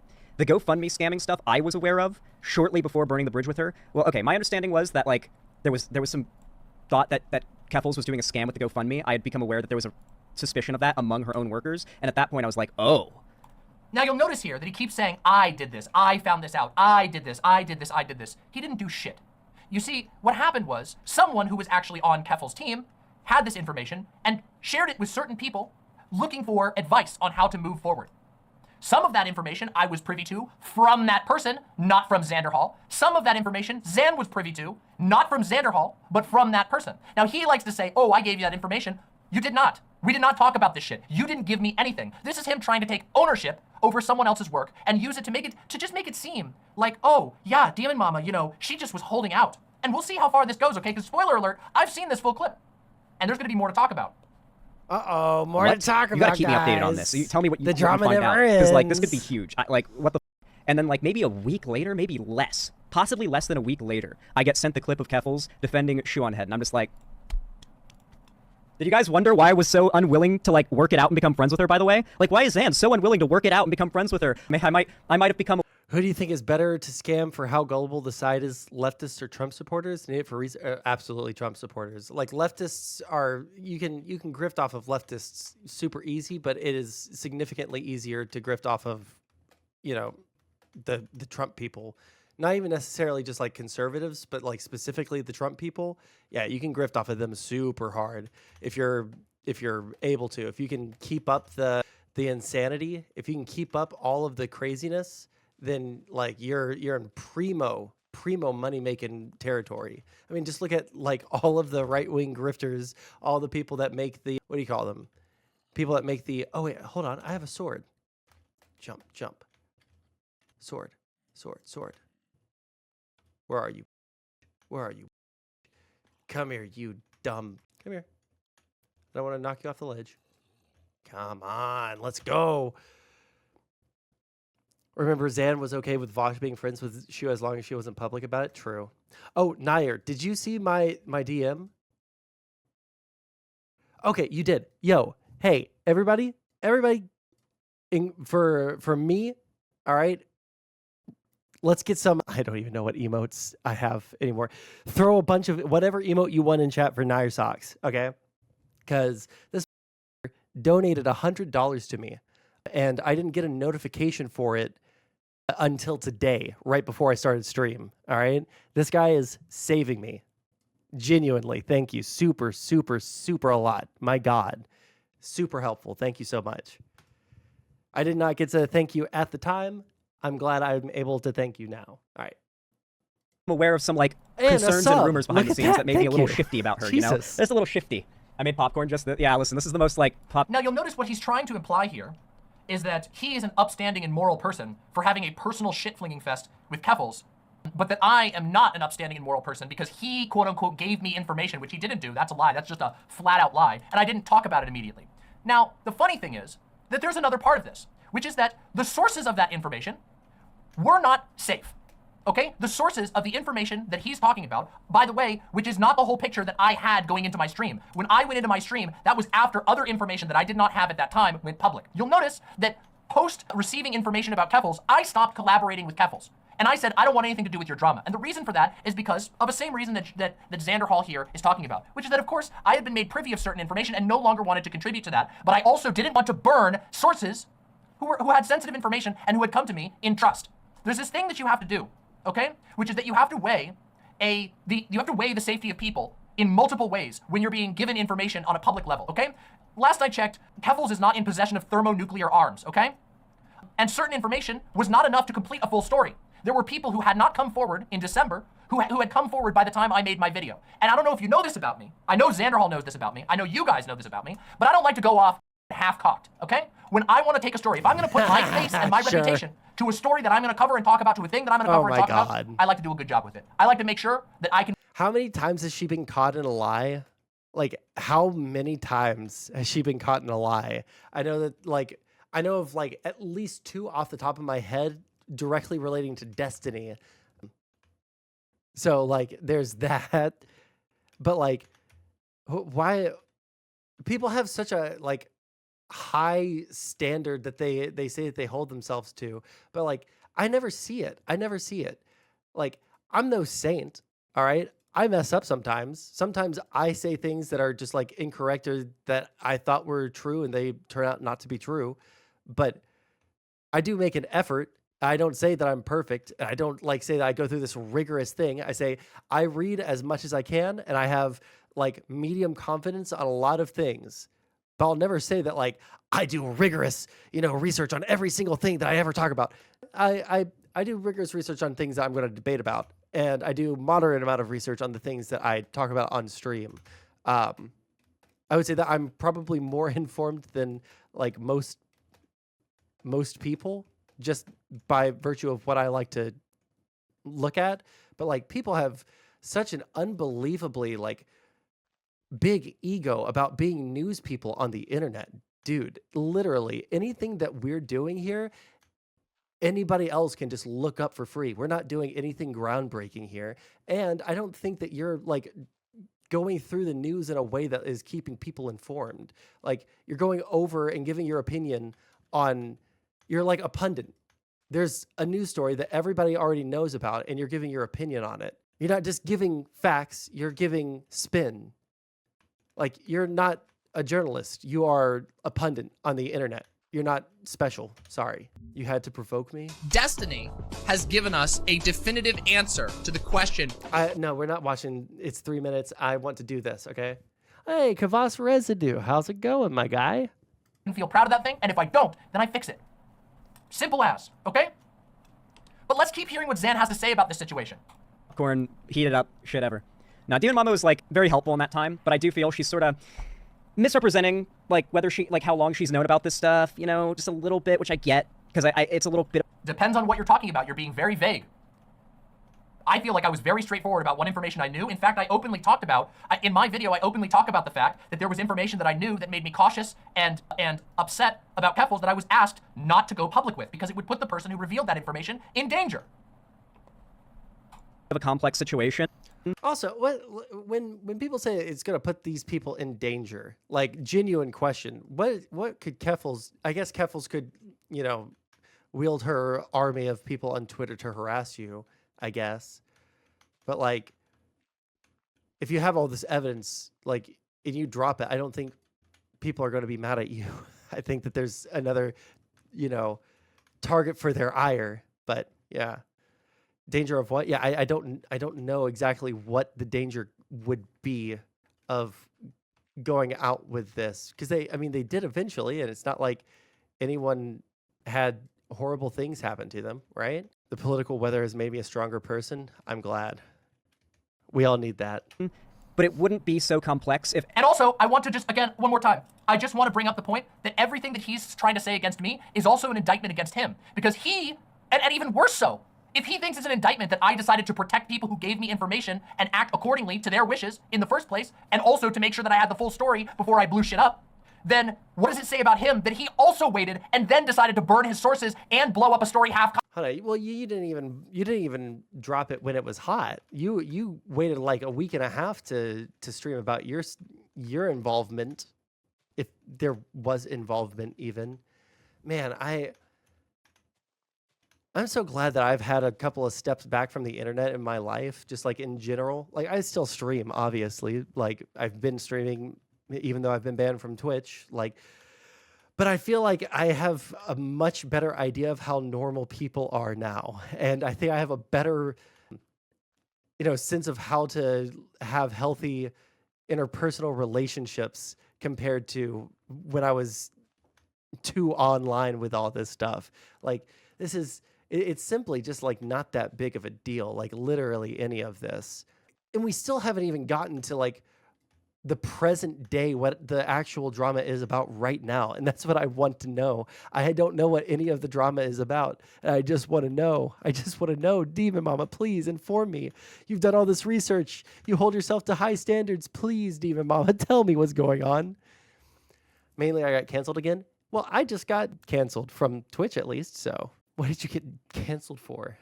Cocked in order to get a personal win in because he was insulted that Keffel said that she was going to do a stream with shoe on head. What does that say about fucking... Yeah, also, Cactus bringing this up, like, she defended Keffels and all the people around her for the pink pilling stuff, all the stuff that is related to the DIY HRT, which we know why they're defending that, but like, there were significant... Sorry, I thought someone was knocking at the door.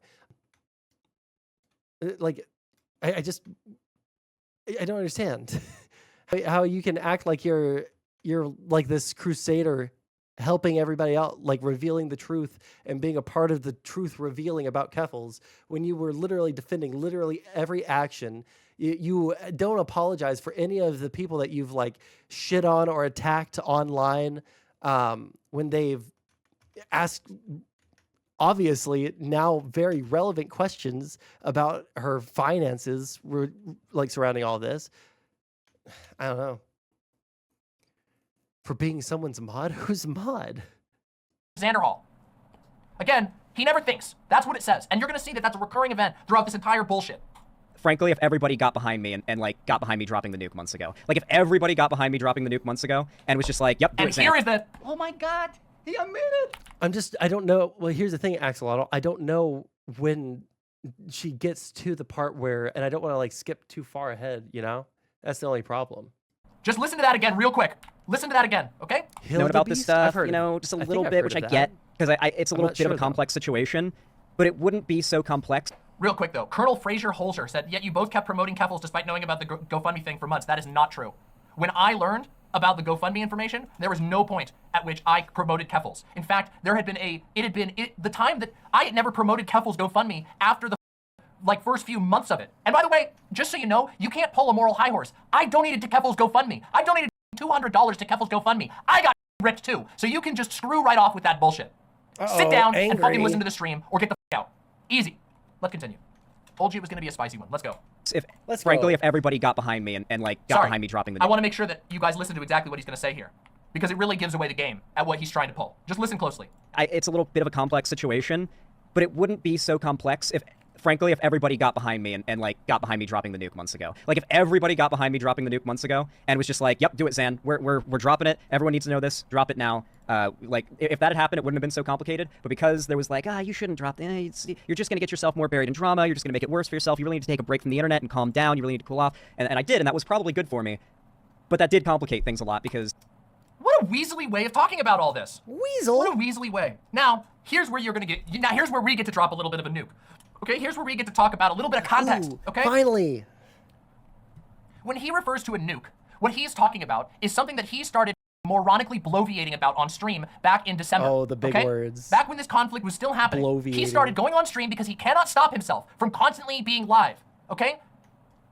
He went on stream and he's like, I got secret knowledge. I have a nuke that's gonna take Keffals down, even though he had explicitly not received permission to talk about it in that way at all. And in fact, it's a remarkably immature way of talking about things. Because what that nuke that he's referring to is information that had been trusted to him to not be revealed publicly until the case was made. Okay? We're talking information from multiple people, some of which he had never even done the work to actually talk to himself. Okay? Some of people who he didn't even bother to talk to through an intermediary. Okay? We're talking Xanderhal got screenshots and bullshit. You guys remember? Do you remember when he retweeted some random Twitter user making claims about Keffals' experience with sexual assault and rape?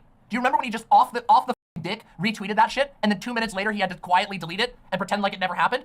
That's one of the reasons why he lost a ton of subs, because he went off not even half-cocked, he went off 1/10 cocked, okay?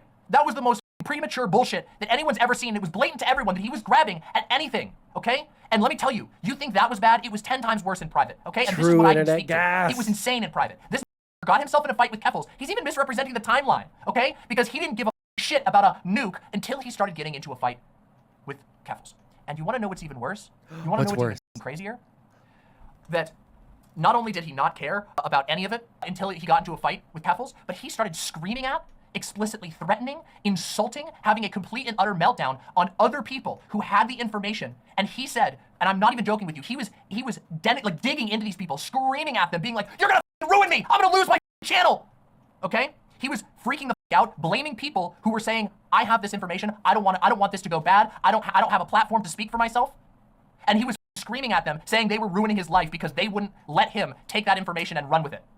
I saw that, and in fact, it's funny. You want to know how you know this is the truth? You notice that just a couple seconds ago, I'm just going to go back here just a couple seconds. Oh yeah, go right back here. a Let's see, couple right about here. Willing to like work it out and Here we go. Did you guys wonder why I was so unwilling to like work it out and become? I might have become aware of some like concerns and rumors behind this. Yeah, listen, this is the most like popcorn heated up shit ever. Now, Demon Mama was like very helpful in that time, but I do feel she's sort of time for a little bit of a truth bomb. When he says Demon Mama was very helpful in that time, what he's referring to was a time when he was having a complete and utter meltdown on his literal best friend, okay, on Cherry and on White Nervosa, okay? White Nervosa, in fact, publicly talked about this. Some of you may have seen it. I don't know if the tweets are still up because I think that White Nervosa deleted some of the tweets after the fact, but White Nervosa publicly talked about this. He was having a complete and utter meltdown, and I was asked to please try and talk some sense into Xanderhal, and so I did. And what I told him was very simple, okay? I said, bro, you are so far out of line right now. I don't know how to communicate to it. I don't think that you're a bad guy. I literally said, I don't think you're a bad person, but you are really digging in on people who are close to you, people who are looking out for you, and you are completely disrespecting their safety, their needs, because you got yourself into a fight with Keffals. That's what I said to him. And it's really funny. Now, this is like 6 months later, you know? He's simultaneously trying to play nice while taking a shot at me, trying to imply that I'm a dishonest person, trying to imply that I was hiding things, which I wasn't. I'm very forward about the things that I do. I'm just not going to hurt someone who explicitly says, please don't give this information away willy-nilly, okay? At that time, his response to that was to tell other people that he was going to burn me. Oh, Not kidding you. I got a warning from a friend, from a mutual friend, who said, Xan is talking about how he's going to burn you now because of what you said. All I said was, bro, you got to calm down, man. You're hurting yourself. And you guys do not understand how bad it went, okay? I need you to understand. And this is, like I said, I'm saying my piece, okay? When I'm talking about how bad it got, I'm talking, he was going bananas, okay? I'm talking, he was going so bananas that Doe and I went and did a wellness check on him twice. No. Shot, dude. You can't do that. I thought that people were like memeing when they talked about how bad this was, but because I watched this clip, dude, she's just like outright talking about his like mental health episode. Like, oh, you think you're gonna burn me? Well, let me go ahead and just like reveal your very private and personal mental health status to people. Jesus Christ, man. I can't believe it's real. I can't believe it's real. This is why I don't think that Demon Mama's a good person. Because like, even if she has the moral right to be angry at Xanderhal, because again, we haven't really even gotten into whatever the he did to her, right? Because it doesn't sound like he did anything warranting, you know, revealing the fact that like they had to go and like no-knock warrant him, like make sure that he was still alive. Like you were never his friend. You were never his friend if you think that this is something that is the correct course of action. This was someone that was always like, okay, well, at some point, you know, like if he burns me, I've got some good ammunition on him. That's what you're doing right now. This is why I don't think that these people are good people, because they don't act like good people. They act like Game of Thrones, like, oh, you have something private that you that happens to you and you don't want it to, you know, get out. Well, I'll just keep that in the back of my mind then. Like, these people are just really bad people. And like, don't get me wrong, I'm not defending Xan too hard here, because I'm pretty sure he would do the exact same thing if he had anything on them. But Jesus Christ, that's crazy, dude. I can't believe she said that. All right? Actually out of his mind. And his response was to start telling people he was going to burn me. Now, if you're wondering, Xan mentioned, hey, you know, nobody's been talking to me for a couple months. Like, you know, one thing that like people, like one example of like how to be a good person that people talk about all the time, like good people don't do good acts with the intention of, you know, praise afterwards. So like if you are, oh shit, 1 second, there's a creeper. Haha, bye. All right. So like if you like give money to a homeless guy on the side of the street, you're not like going around and bragging about it to everybody. Oh, look, I gave money to a homeless guy, guys. Like I didn't have that much money in the first place, but you know, he needed it more. So I gave a homeless guy money. Doesn't that make me like a good person? Or like donating to charity? Like you can keep it private. Like you don't need to, like if you're just doing it for the good of it, then there's no reason for you to advertise it all over the place. But it kind of works the same in reverse. Like if you have something on someone that is, you know, probably something very private, something that you wouldn't think is a acceptable attack in normal circumstances, you probably shouldn't use that attack because of internet drama. Probably just shouldn't do that, right? Is it a good deal? Shut the okay, we're not getting into the homeless, like, oh, they might buy heroin with it.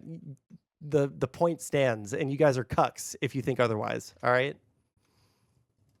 There's your answer. Okay, the reason why nobody's been talking to Xan for a couple months is because he flipped out on everybody in December. He was the absolute abuse that he laid out on Cherry, by the way, who carried his channel for 3 years, the absolute best friend you can imagine. Now, you all, I understand that Cherry has had some conflicts with other people. I understand that some people don't like this, that, and the other thing about Cherry, but I need you to understand, when it comes to Cherry and Xanderhal's relationship, I have literally never in my life seen a coworker who was so devoted to what Xan's project was. Cherry carried Xan's channel. Cherry was doing everything. And his response was to freak out, belittle, berate, swear at, scream at, threaten. And he did this to other people as well. He did this to White Nervosa as well. And then when I stepped in, when I was asked to step in, because I was privy to these conversations, but I didn't have much to say at that point, they asked me, hey, can you say something to Xan? And I said, yeah, I'll say something to Xan. And what I told him was the God's honest truth. I said, man, you are destroying yourself right now. You are freaking out. You are clearly not thinking straight about all of this, and you're damaging your relationships with people who actually care about you, people who are looking out with you. His response was to start telling people he was going to burn me. And so my response was to say, all right. I would be super curious to see what those logs actually looked like, you know? I have a feeling first off that Xan's probably going to have a response to this, right? But the logs, depending on what they say, could be paint a very different picture of how nice she was being in DMs, yeah? Then I'm done. I'm out. All right? I said that's it. I'm not gonna, after it all settled, I said I'm staying out of the Keffel Xan drama. I don't want anything to do with the Keffel Xan drama. I don't want any of their stupid fight. I don't want anything to do with it. What I want to care about is Cherry, who is my friend and a former member of my team. I care about White Nervosa, who is a friend and somebody who has provided an incredible service to. Oh, man. Just nodding. If you don't like seeing people throw up, mute the stream. Their head as if you're a child, and absolutely going along with what they're saying, but not actually internalizing any of it and like introspectively considering what you're saying. So like a Cheeto sounds to me kind of like that, like a good person on the outside, but like intellectually and I guess morally they're kind of like shallow and they don't really look inward at themselves and try to like critique their own ideas to the point where like, you know, they constantly backslide back to those dog shit takes until eventually they alienate everyone they like. Xanderhal, are you okay? Dude was greening out hard. Bro. Xanderhal, true. Man down, dude. To my channel, without this channel, without White Nervosa's work and White Leaf's entire work, the whole team at White Leaf, I would not be able to be where I am right now. I wanted to make sure that they were being treated fairly and kindly, and they were not being treated fairly and kindly. Pause. Thank you. Why is he puking? I think people said that he greened out, which is something that I didn't even know could happen, but I guess you can smoke so much weed that you just start puking like explosively. And it can like last for a long time. I can't remember the exact like medical term for it, but it has like a pretty intimidating sounding medical name too. He drank too much. Everybody was saying green out in the chat. So I said, I'm out. I'm done. It was extremely hurtful for me, by the way, just a reminder that this is somebody who I personally flew my own ass down to his place in Southern California. I rented a car and I personally drove the thousands of miles. He can't drive. I drove the thousands of miles necessary to get Xan from Southern California up. You can't tell me. She just said that he can't drive. That's got to be a meme, right? That's a meme, right? There's no way that Xanderhal is 24 and does not have the ability to drive. I know he's bad with finances, okay? I know he's bad with finances. There's no way he's 24 and can't drive, right? Yes, I'm on Twitch. I got unbanned today. We smoked so much, one of my friends went temporarily blind. Throwing up isn't a thing. Yeah, now I can be on the hippy dippy, all right? Now I can be on the hippy dippy and you don't have an excuse for not inviting me. That's right. Blackmail, emotional blackmail. It's dead. Danabo's bringing back the hippy dippy. The best scene of vomiting ever recorded on film is Friedrich Weissman's documentary Hospital. It was the same kind of vomiting because of drug ingestion. Did they say, well, I put in an appeal last night, like at 10 p.m.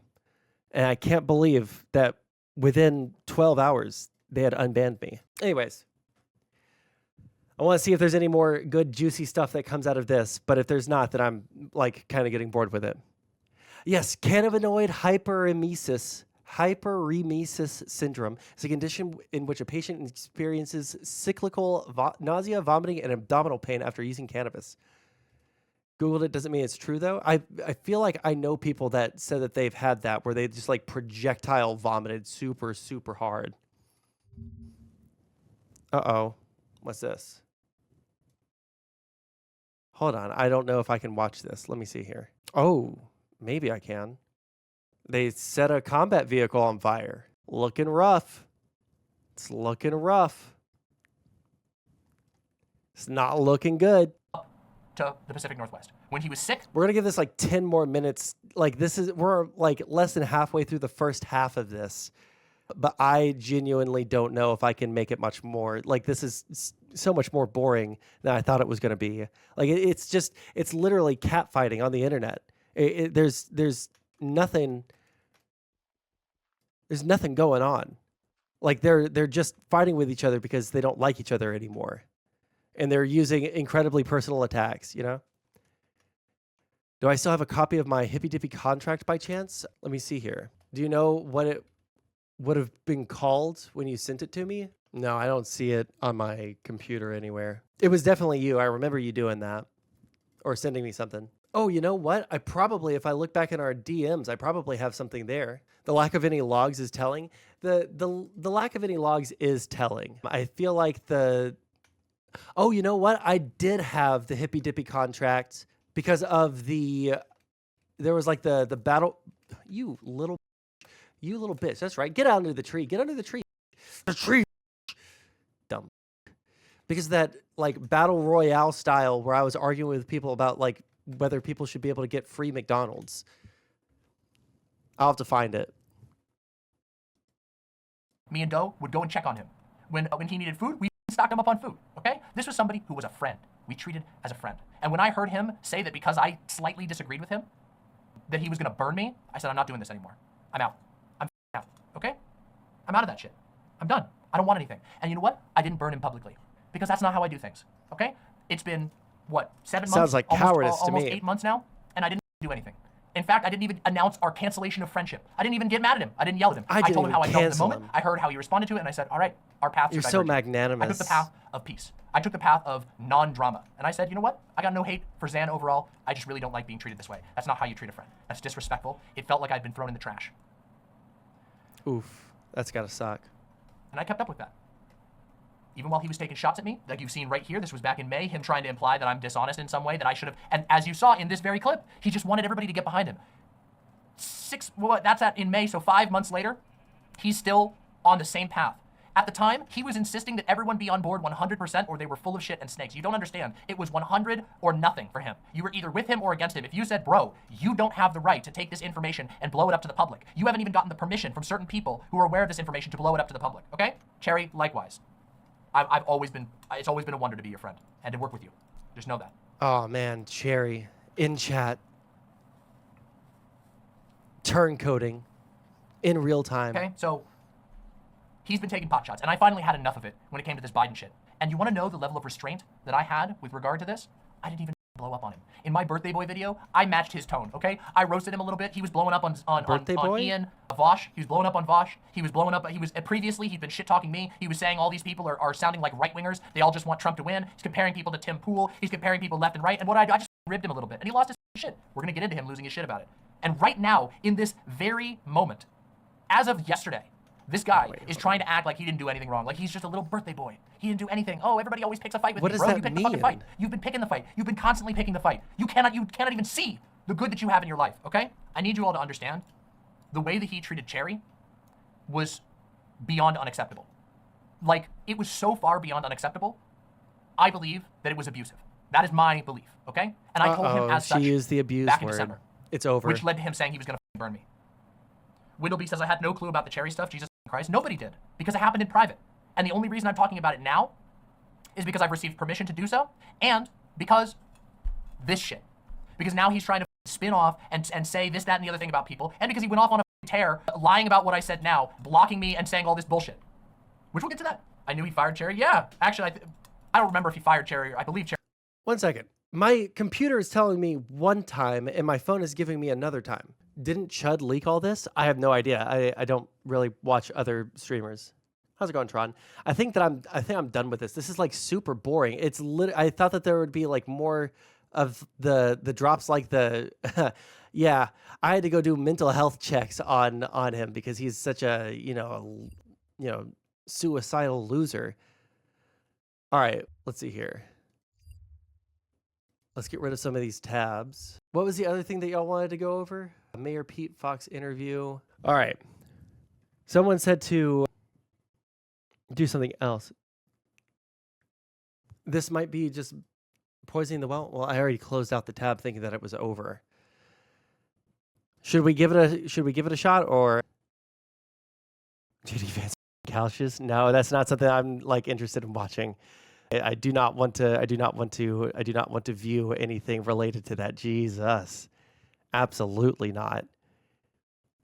I am looking at on my other screen here the protests going on in Venezuela, but maybe we should watch like an explainer on that, see what's going on. Yeah, you know what? Let's see if there's like a news video on YouTube talking about it. Now do what you want. Well, listen, I'm a man of the people, okay? I am a man of the people, and I want to make sure that you guys are entertained. Let's see here. Now we are continuing to major monitor the escalation in situation northern in Israel. Venezuela, Link me something. where authoritarian President Nicolas Maduro has been declared the winner of Sunday's election. That's according Crank it up. to the country's National Electoral Council. Maduro suggested there would be bloodshed if he lost, but shifted his rhetoric after being declared the winner. You guys don't want r/YouTube drama, all right? You guys don't want me to do that sort of thing. I don't want to do that sort of thing. I'll start the internet brainworms will start infecting me again in the worst way. Lo dije. I said it. There was peace before, and there was during, and we have it. And there will be peace, stability, and justice after the 28th of July, starting from today. peace, justice, respect of the law, and justice.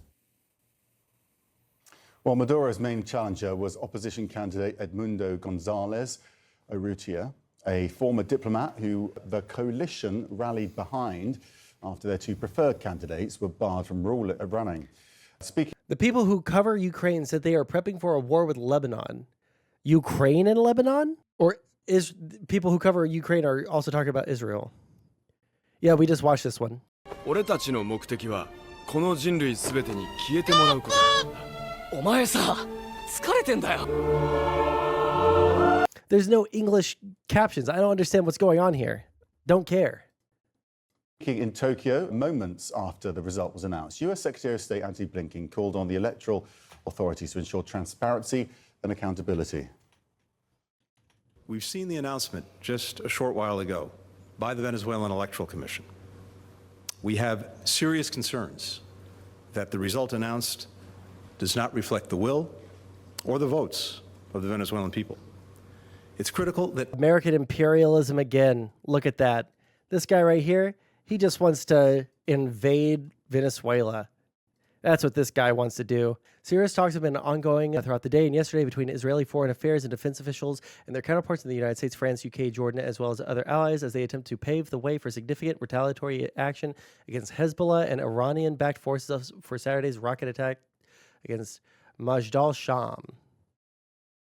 I hope I'm saying that right. Well, we'll just have to see how that goes. It'll have really bad implications over here for our election, so I hope they don't do that, but I don't think that there's any way that we're going to be able to convince I don't think that we're going to be able to stop Israel from doing Israel things. So could be pretty big if true. 1 second. Let me respond to this text. Just don't touch oil production. Listen, there's so much going on with the election, and everything going on is so there's no way to make any prediction of what's going to happen in the next couple of weeks because everything is happening so crazy fast and all over the place, not just in the United States, but it's happening in Israel and it's happening in Ukraine and it's happening in China. It's happening in like all these different countries. So like, it's really hard to keep up with everything going on. So I think Israel is cooked optically if they go to war with Lebanon. I don't even know where I'm at with it at this point. Like, do they have a right to retaliate and try and strike at Hezbollah? Yeah. Do I think that they're going to be nearly as successful as they were in Gaza? No, because Gaza barely has a military, whereas Hezbollah is the de facto government of Lebanon, basically. Like the government doesn't do anything unless Hezbollah agrees. So they're kind of like at least part of the de facto government. I don't know exactly how to like explain it, but it's very different than what we have in the US, where the military stays out of political situations, right? Like they don't comment on who they want to win the presidency. They don't comment on who is the president of the United States, right? Like they don't do that sort of thing. They don't, do coups here in the United States, but in other countries, some countries have the military as a huge part of their governmental apparatus. And so if the government does something the military doesn't like, then the government just ceases to exist because the military rolls in with tanks, Every vote. Pause the stream. There is an ad. Oh man, someone needs to subscribe. We're about to hear a bunch of leftists defend violence against protesters, probably in Venezuela, yeah. And the world has lost its shit, which is, man, here's like a take that probably will make me sound super soy to any conservative listening, but is absolutely super true. And if you disagree, I'm sorry, you're literally just wrong. The world has only gone to shit insofar as we're allowing it to with the information that we take in. I have seen a bunch of stuff and like we've gone over all of it on stream over the past couple of months of like Russian disinformation actors and how wide their reach is and where different narratives spawn. that like, and it's not just like all of it's right-wing misinformation. A lot of it's left-wing information. They don't care who they're deceiving. They're just trying to make us all hate each other. And it wouldn't seem so crazy if people were able to like just get information and make decisions for themselves. But all of this information is going through the lens of what is the best way to cause a rift in the United States to destabilize their democracy. Sorry if you don't believe that that's true, but it's absolutely true. There's more evidence than you can shake a stick at in multiple different investigations from multiple different intelligence agencies, not just in the United States, but in other countries as well. You know, like it's not like the United States is unique in this problem. The UK, France, basically all of Western Europe, basically any country that we're allies or friends with, they're trying to destabilize and make everyone ungovernable because we can't agree on basic truths about the world that's going on around us. Those Russian sock accounts have some truth in it, though. What do you mean? Like there's truth to the fact that there are Russian sock accounts? Yeah, of course. But if you're saying that like they're informing people, you're wrong. They're misinforming people. They're giving people like skewed news or like fake news. And we are allowing them to do this. Are we back? It said that my stream disconnected. Most conservative brains shut off after you said Russian misinformation. Yeah, I know, because they're like, you say Russia and their mind immediately goes to Russian hoax. For propaganda to work, it needs elements of truth in it. Sometimes no information is better than like false or like skewed information or like heavily edited information. This has been a long-term project of the left to subvert much of what we know to pursue specific ideological and political results. Okay, I'm sorry that you just like don't believe literally anything unless you know you got it from the internet, and everything on the internet that you're consuming probably has to do with some amount of Russian misinformation to it. And I'm sorry that you're in denial about that, but you know, everybody has consumed some amount of Russian disinformation at some point. This isn't a long-term project of the left to subvert anything. This is a long-term project by the Russian state, and they admit to it. They admit to it, and you guys are just so like numbskull Andes over here, even when they admit that they are literally doing it and stating what their intention is and the reasons behind it. Are there any long-term projects at the right? Well, yeah, one was to like get rid of Roe v. Wade. Y'all got that one. I have been working hard to edit the truth you absorb true. Everything a Nazi thinks about the Jews, just move it and apply it to the Kremlin. About Russia and its intent to fool around with elections. Sorry, I was talking about more broadly about misinformation. No, I'm talking specifically about the misinformation in the U.S. That is how they fool around with elections. That is the election interference. That is what we're talking about. Yes. They want to make us ungovernable. They want to make it to where the country grinds to a halt so they can do whatever the they want on the world stage. That's why there's so much disagreement about Ukraine aid. That's why there's so much disagreement about basically every single basic thing that we try to do in this country, is because there are disinformation actors from Iran, China, and Russia. It started with Russia, then it moved on to China, and then Iran started piling in as well. They realized that the cyber attacks were a little bit too on the nose and a little bit too easy to trace. So instead, making a bunch of sock accounts on Twitter that are either powered by AI or a bunch of like poor Eastern Europeans in some, you know, giant warehouse with a bunch of computers so that they can just sit and post on Twitter all day. Like, that's Russia's intent? Yeah, exactly. Okay. Real quick. I haven't really shilled that much this stream, but hey guys, this is my first stream back to Twitch. Okay, we back? Marco? Mr. Sol, your stream keeps dying. Am I dead on YouTube? Solo? Okay, we're back. Cool. Lame. Can't believe. See you on YouTube, still F. Sondsol is live on Twitch. Okay. Well, that happened. All right. I have to, right before I was going to step away for like 2 seconds, stream went down, so I still have to step away for 2 seconds. I'll put something on for y'all to watch just so I can help my girlfriend grab something because it's heavy. But if you haven't already subscribed to the YouTube, subscribe to the YouTube, all right? Costs you nothing, and it helps me out a lot, and you can get all the segments from the stream on YouTube. Easy. Also, if you're on Twitch, consider using your Prime sub on me, all right?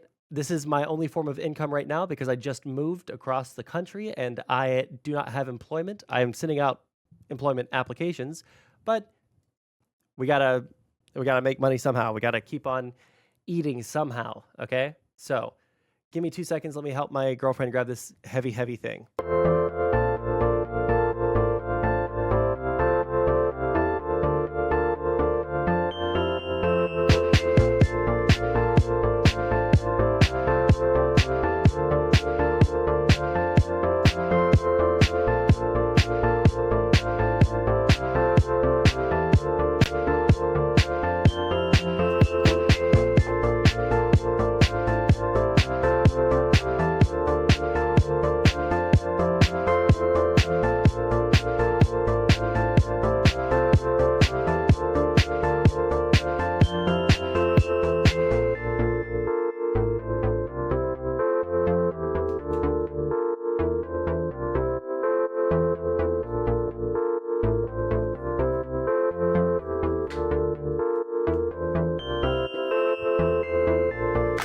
That lighting is like you're in Nirvana. What does that mean?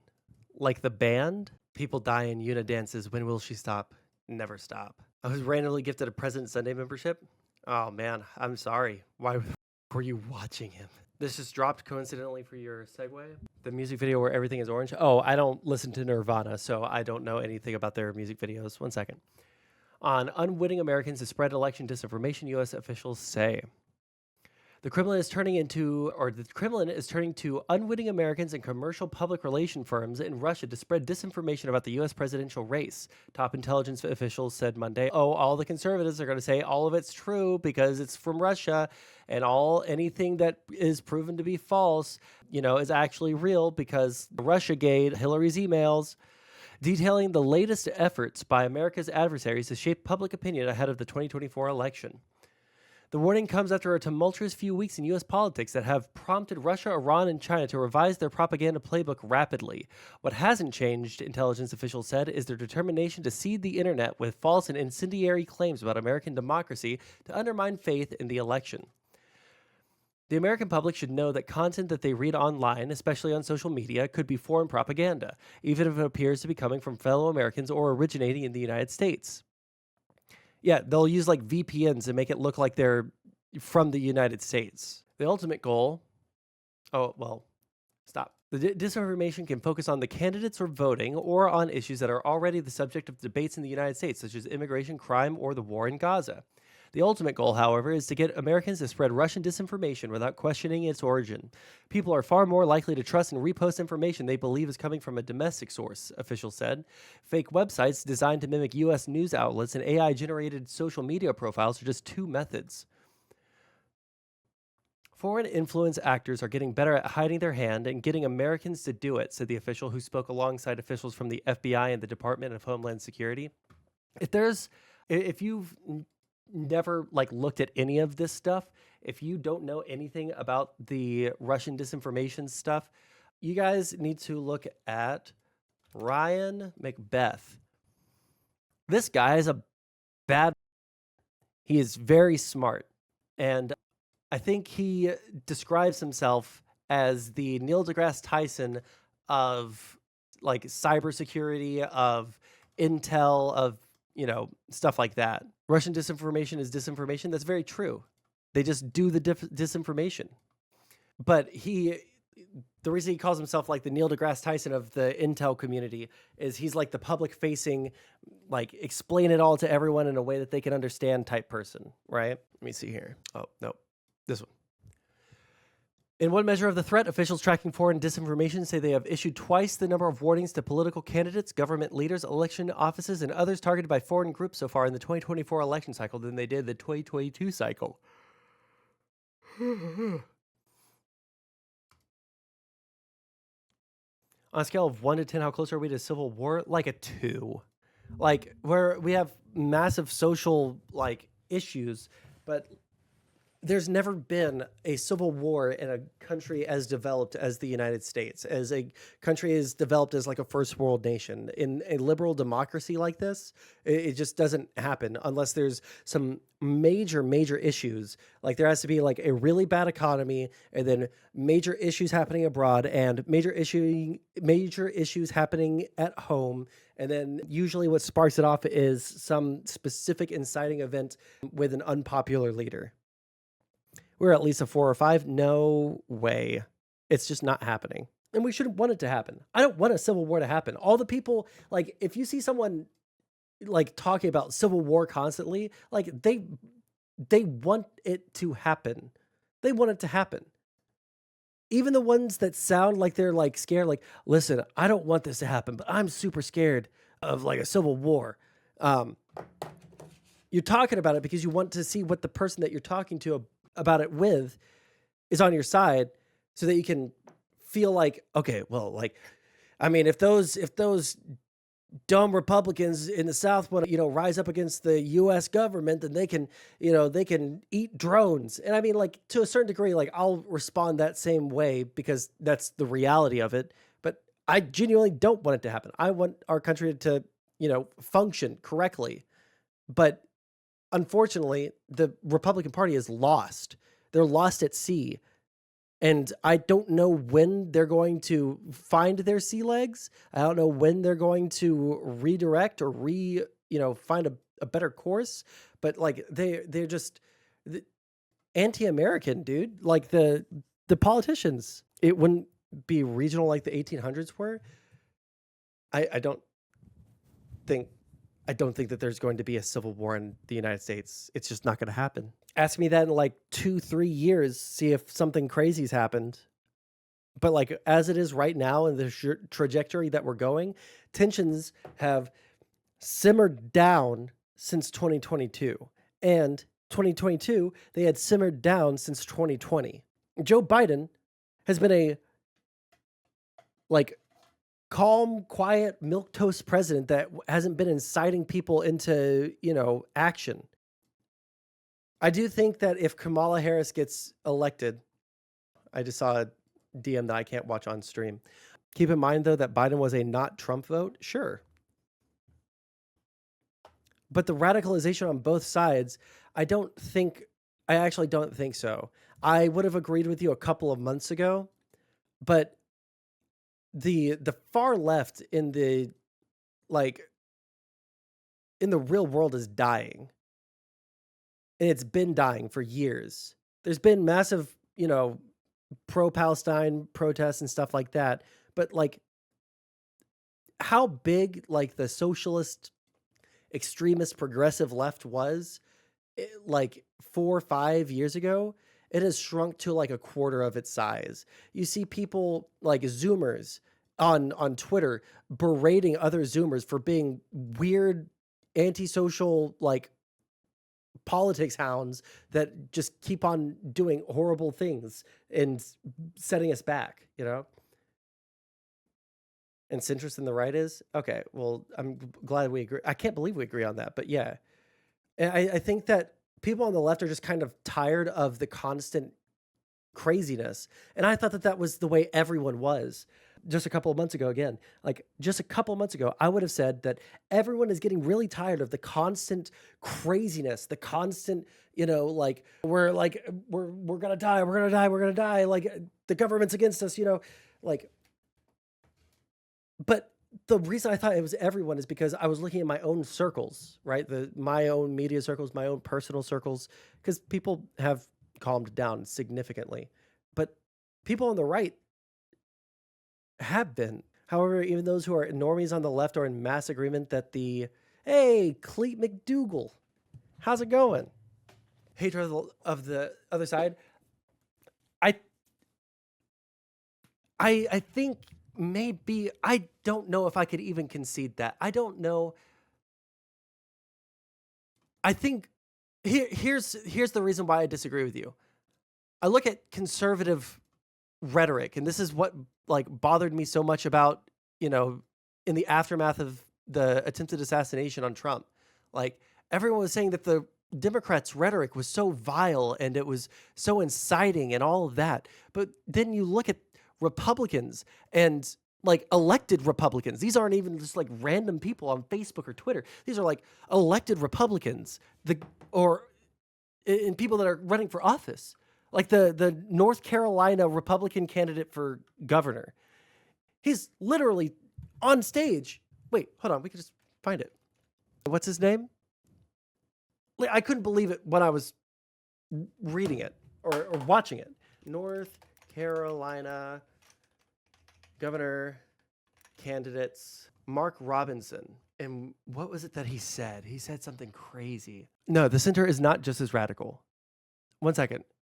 Church speech. He was in a church. Let's see if we can find it through that. Yep, right here. You will not find an elected Democratic official saying shit like this and still maintain any support and still maintain the support of the party. And this has already been swept under the fucking rug. This is genuinely like the craziest thing I think I've ever heard someone say. But this is not an isolated incident. This is something that I see more and more and more from Republican candidates, like elected officials, people that, if elected into power, have the ability to carry out these things. Listen to this. You know, it was a time when we used to meet evil on the battlefield, and guess what we did to it? We killed it. We didn't quibble about it. We didn't argue about it. We didn't fight about it. We killed it. When the Japanese bombed Pearl Harbor, what did we do? We flew to Japan. And we killed the Japanese Army and Navy. We didn't even quibble about it. I didn't start this fight. You did. You wanted to be left alone. You should have left me alone. We didn't argue and capitulate and talk about, well, maybe we shouldn't fight the Nazis that hard. No, they're bad. Kill them. Some liberal somewhere is going to say that sounds awful. Too bad. Get mad at me if you want to. Some folks need killing. It's time for somebody to say it. It's not a matter of vengeance. It's not a matter of being mean or spiteful. It's a matter of necessity. We have wicked people doing wicked things, torturing and murdering and raping. It's time to call out those guys in green and go have them handled. Or those boys in blue and have them go handle it.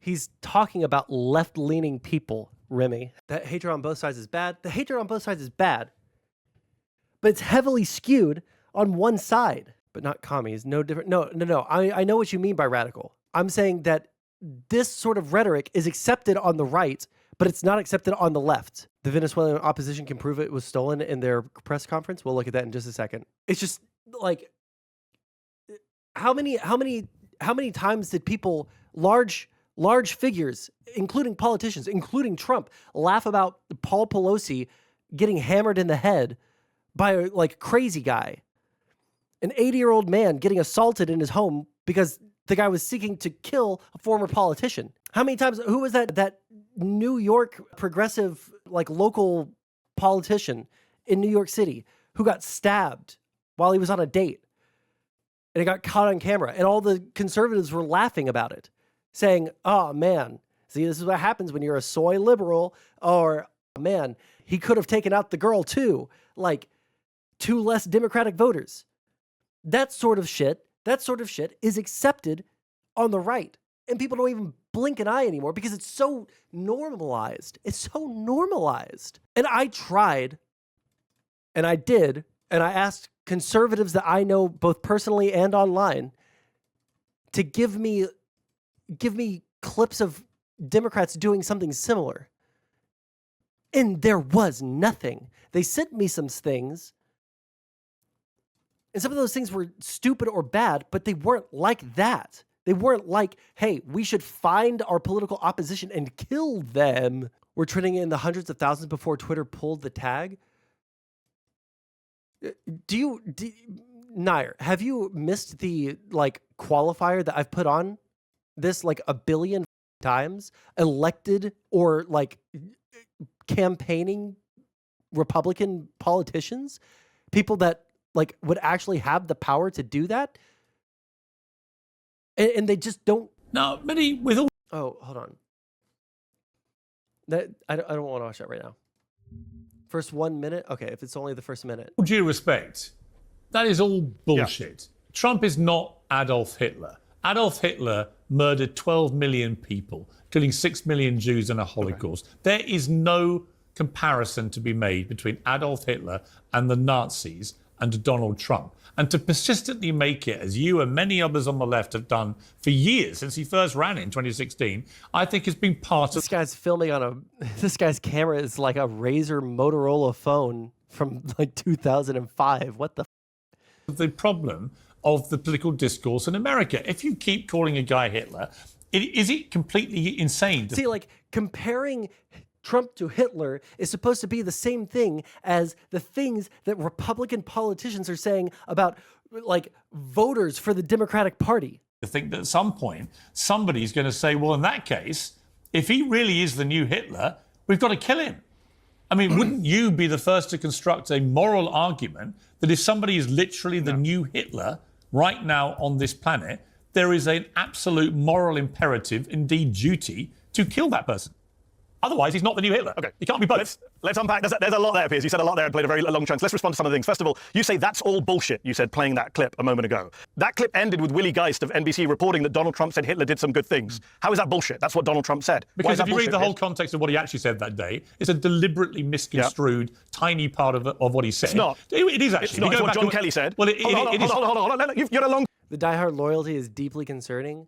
But see, like, the diehard loyalty, and maybe we agree... Oh, wait, hold on. There was something up here that I missed. The best thought I had about this Trump being Hitler talking point is that Trump is not Hitler, but his followers have attributes that prove easily manipulated.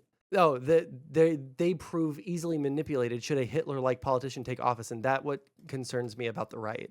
I think that yes and no. Yes and no. Trump isn't literally Hitler, but that's because even Hitler at the beginning of his, rule in Nazi Germany, it wasn't like immediately all the Jews were being killed, right? There was like a slow warm up of things. And that does concern me that if Trump gets elected now and stuff like the Project 2025 stuff, which at first I kind of discounted because I thought that it was kind of stupid and I didn't think that it was actually something that would get through. But I watched a documentary last night where they interviewed people that were part of Project 2025. Trump has disavowed it, in his words, but all these people are slated to be part of his platform, or part of his cabinet rather, and they helped write Project 2025. They would be the people in charge in the executive branch of doing all the things in Project 2025. There is no separation between Trump and Project 2025. There is none. And if they do that, it would be essentially a soft coup on the government. Again, it's not much to worry about. I thought so too, but only in the past 3 days. Maybe I'll hear something else that will change my mind again, but only in the past 3 days that I think that there was any real danger there. But it's actually as bad as people make it out to be. There were similar initiatives set up by another org several years ago. Yeah, but were those people directly in? Now, they might have been, but were those people directly in the president's cabinet and had the positions to carry those things out and they just didn't, or weren't allowed to, or weren't able to? Because everything that they have laid out are specific things that are within the purview of the positions that they would be holding. And it would basically create only yes men around the president who now has God powers from the Supreme Court. Remember exactly the org? If you can find me something on that, that would be helpful. I don't want to live in terror, okay? I don't want to live in a world where I think that Project 2025 is as bad as people make it out to be. Because if it isn't as bad as people make it out to be, that'd be awesome.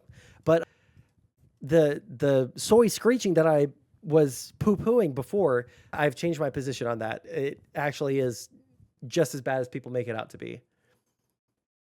Anyways, let's look at some of the stuff with Venezuela. And transparently, that election officials immediately share information with the opposition and independent observers without delay, and that the electoral authorities publish the detailed tabulation of votes.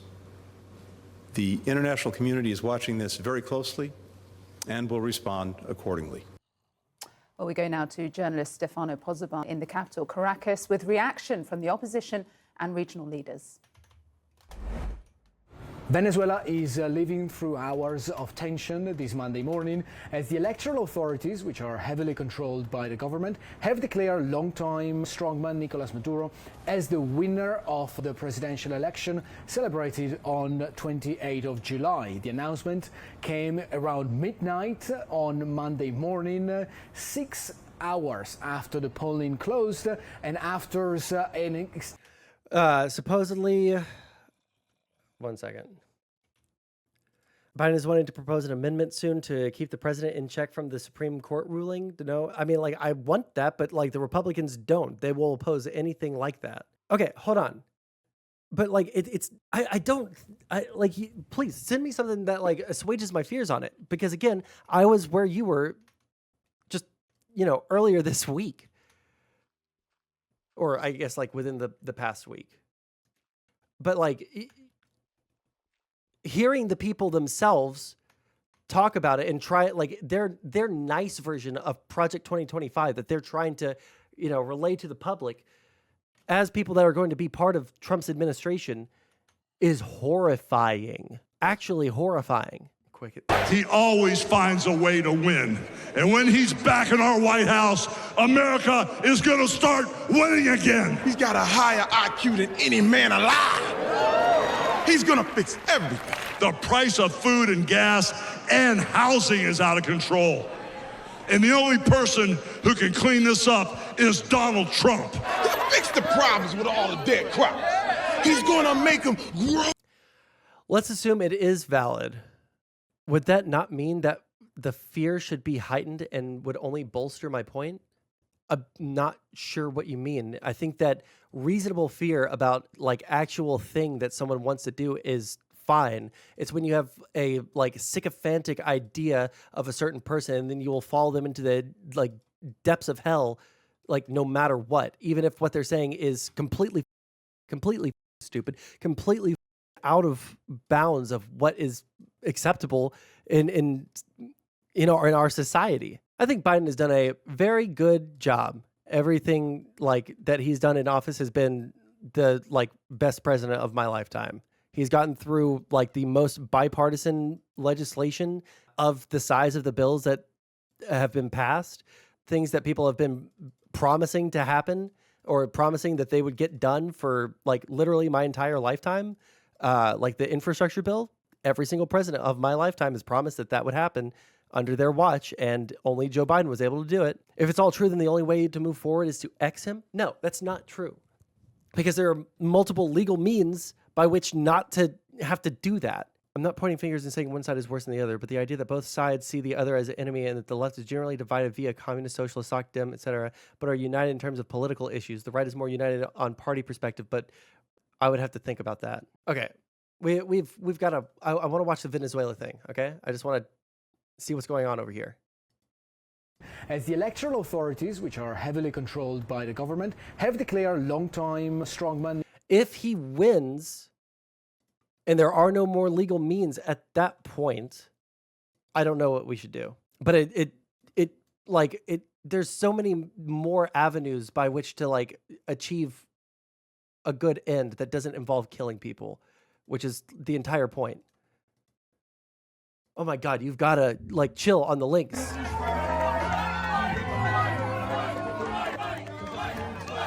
I don't understand what that was supposed to get across. No, it's not.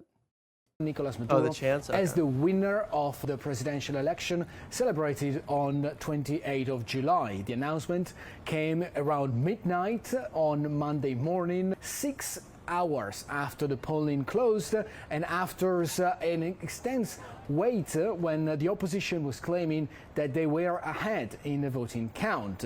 And this is why there has been a lot of doubts, cast a lot of doubts over these results. This is how the Venezuelan opposition reacted. We want to tell all Venezuelans and to the entire world that Venezuela has a new president-elect, and that is Edmundo González Urrutia. We won, and everyone knows. Doesn't laws have to, well, what they're trying to do is dismantle the administrative state completely. So that would involve a bunch of unelected officials that are directly appointed by the executive, which would be the president. And if they are able to do that and completely dismantle the administrative state to like only do the bidding of what the executive wants, and the executive also is completely immune from criminal prosecution, and like all but the, in basically almost every single case, according to the wording of the Supreme Court decision, like basically just has no criminal liability, then they can do basically whatever they want. Yeah. There would still be roadblocks up, but the roadblocks would be significantly hampered by the fact that one entire branch of government is seeking to upend the entire system, which would be against the will of the people. Because, you know, if you want to do something that's that insane, usually you'd have to like pass a constitutional amendment, you know, something like that. And that would require, you know, 2/3 of the states to get involved, or I can't remember what the other, it's either 2/3 of the states or a 2/3 majority in the Senate, I think. I can't remember exactly, but I'm also not like 100% paying attention to chat. I can't like, said within the scope of the president, but they didn't define that. They said whatever's within the scope of the president or in the outer reaches of the scope of the president, which is incredibly vague, and which is why every single thing is now going to have to go Marco. Okay. Jesus. We're going to have to figure out what the deal is with this crashing like this. I don't understand what the deal is. So irritating that it keeps on doing this.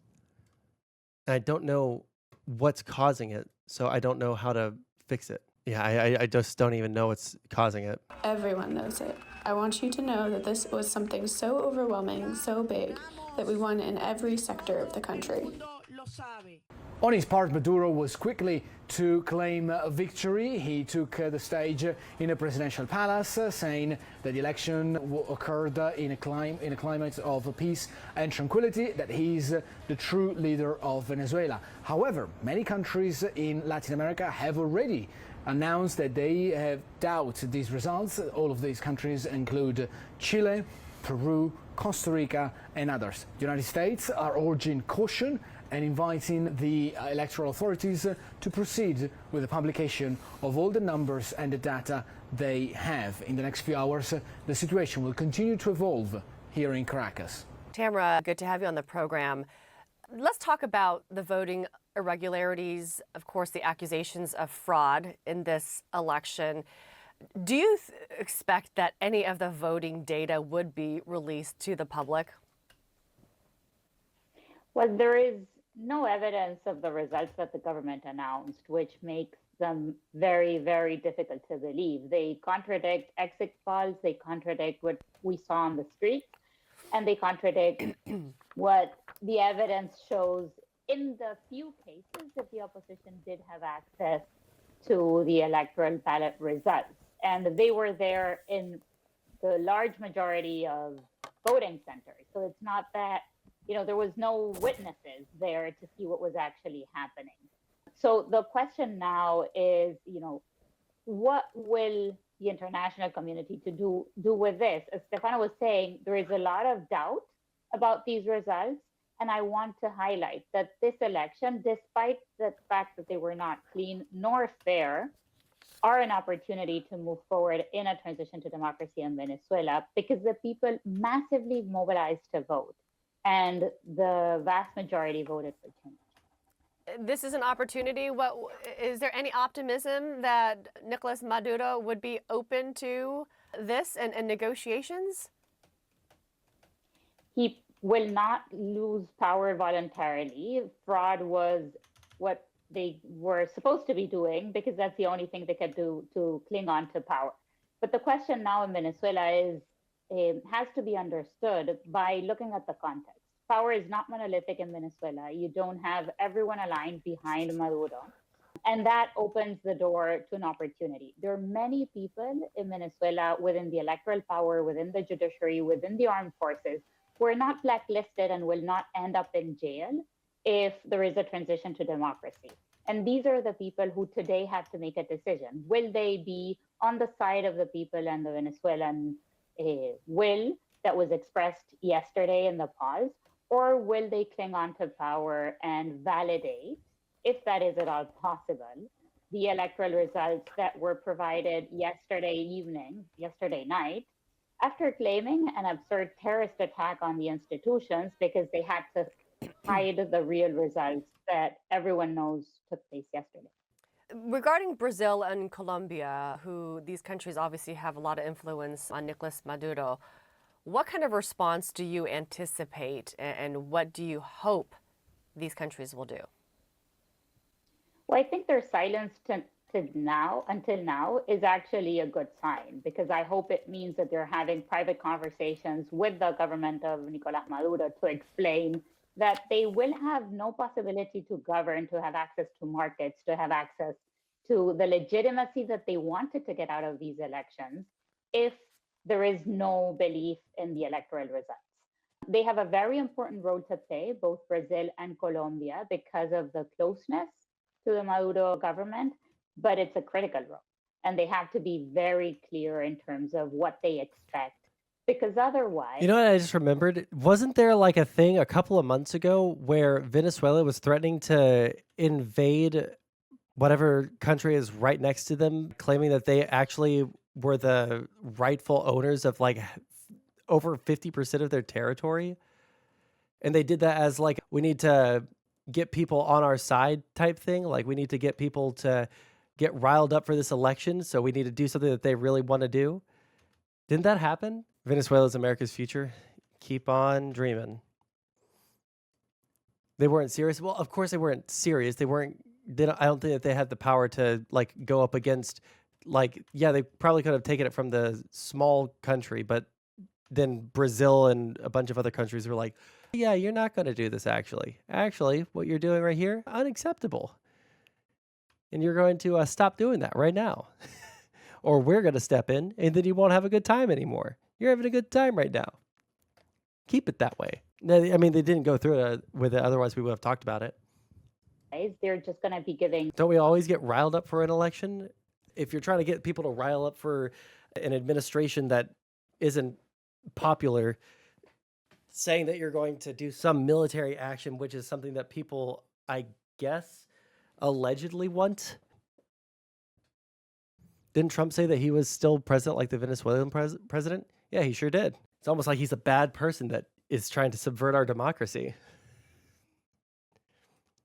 Maduro a blank check to continue clinging on to power arbitrarily. I want to highlight the role that and the statements of Chile, which is another left-leaning government that has been very clear questioning the results. And there has been no, but you agree with me because you're one of the good ones in the region, in Europe, the United States, calling for credible election results. And that's what Brazil and Colombia should do. And they should do it clearly to be able to press the Maduro government to accept the will of the people. And again, I want to highlight that here, it's not about convincing Maduro. Maduro is going to have a very hard time facing, a quiet life after being in office, because he is implicated in crimes against humanity. He is implicated in crimes related to corruption, drug trafficking, money laundering. And some folks close to him are implicated in these crimes too. And the threat of criminal prosecution and jail for all of these crimes is real. But not everyone is in that category. And everyone else should think twice before clinging on to power, because they do and can have a better future in a democratic Venezuela. All right, a lot of uncertain days ahead. We shall see how it all plays out. Tamara Terechuk-Broder, thank you so much for your time. There are at least 8 Democrats on the... Okay, I don't care. Don't care right now. Let's see here. Any more news on what's going on in Venezuela? Oh, someone linked something that said like top view, aerial view of Caracas. Also, just so you guys know, if my stream crashes again, I'll probably just in stream and then work on that. Okay. Do you want to pack the court? No, I don't think that that would be the way to go about doing things. So panoramic view of Western Caracas. Jesus. Good God. There's like very identifiable like locations where you can see where the violence is going on, dude. Did I see the Andrew versus Destiny on January 6th? Yes. And I gotta say, that was probably one of Andrew's most embarrassing debates I've ever seen him do. Andrew is smart enough that he could have argued. He could have argued his point, but he didn't want to. Meh. You saw it too, and you thought that Andrew had like a good argument. Andrew's argument there was like embarrassing for him. Like for someone who I would say is probably one of the only conservative debaters that I think is decent at defending their points, or decent at least winning a debate. For Andrew to, he did okay, but he pushed too hard. No, he like his debate strategy was just not, which is embarrassing for him. I have such a stronger vision of Andrew in my head than the nut guy. You saw that sock on? No one's donated money to make me take it off. $10. And I'll go grab another sock and you can choose what color. Assuming I have that color. Destiny's definition was pretty poo? In what way? Like he gave the rationalization but behind everything and why we would call something in like this situation an insurrection versus just a riot. I think he gave exactly what he needed to give, right? I won't do it. You won't get me with it. You'll never get me with it, Arielian. Strange flex? Yeah, okay, I'm sorry. Do we all just walk around in the same yellowed socks that we've always worn our entire lives? Or do some of us like to live a little bit? Do some of us like to live with a little whimsy in their life? Have some, I don't know, some black socks or some gray socks. Maybe throw in one with some designs that you never wear because you don't want people to see you wearing socks with the designs on them. The qualifiers did seem eerily, well, they do until you dive into why they're not, what the difference is. When you dive into what the difference is, suddenly things become a lot more clear, in my opinion, at least on that one. Black socks, yeah, that's Antifa confirmed, true. All right. Once again, okay, I'm not good. I hate doing it, and I will continue hate doing it for my entire existence as long as I continue to stream, but this is what I have to do. I'm shilling, all right? I'm shilling. If you guys like my content, if you are glad that I am back on Twitch, if you guys just want to support me, all right?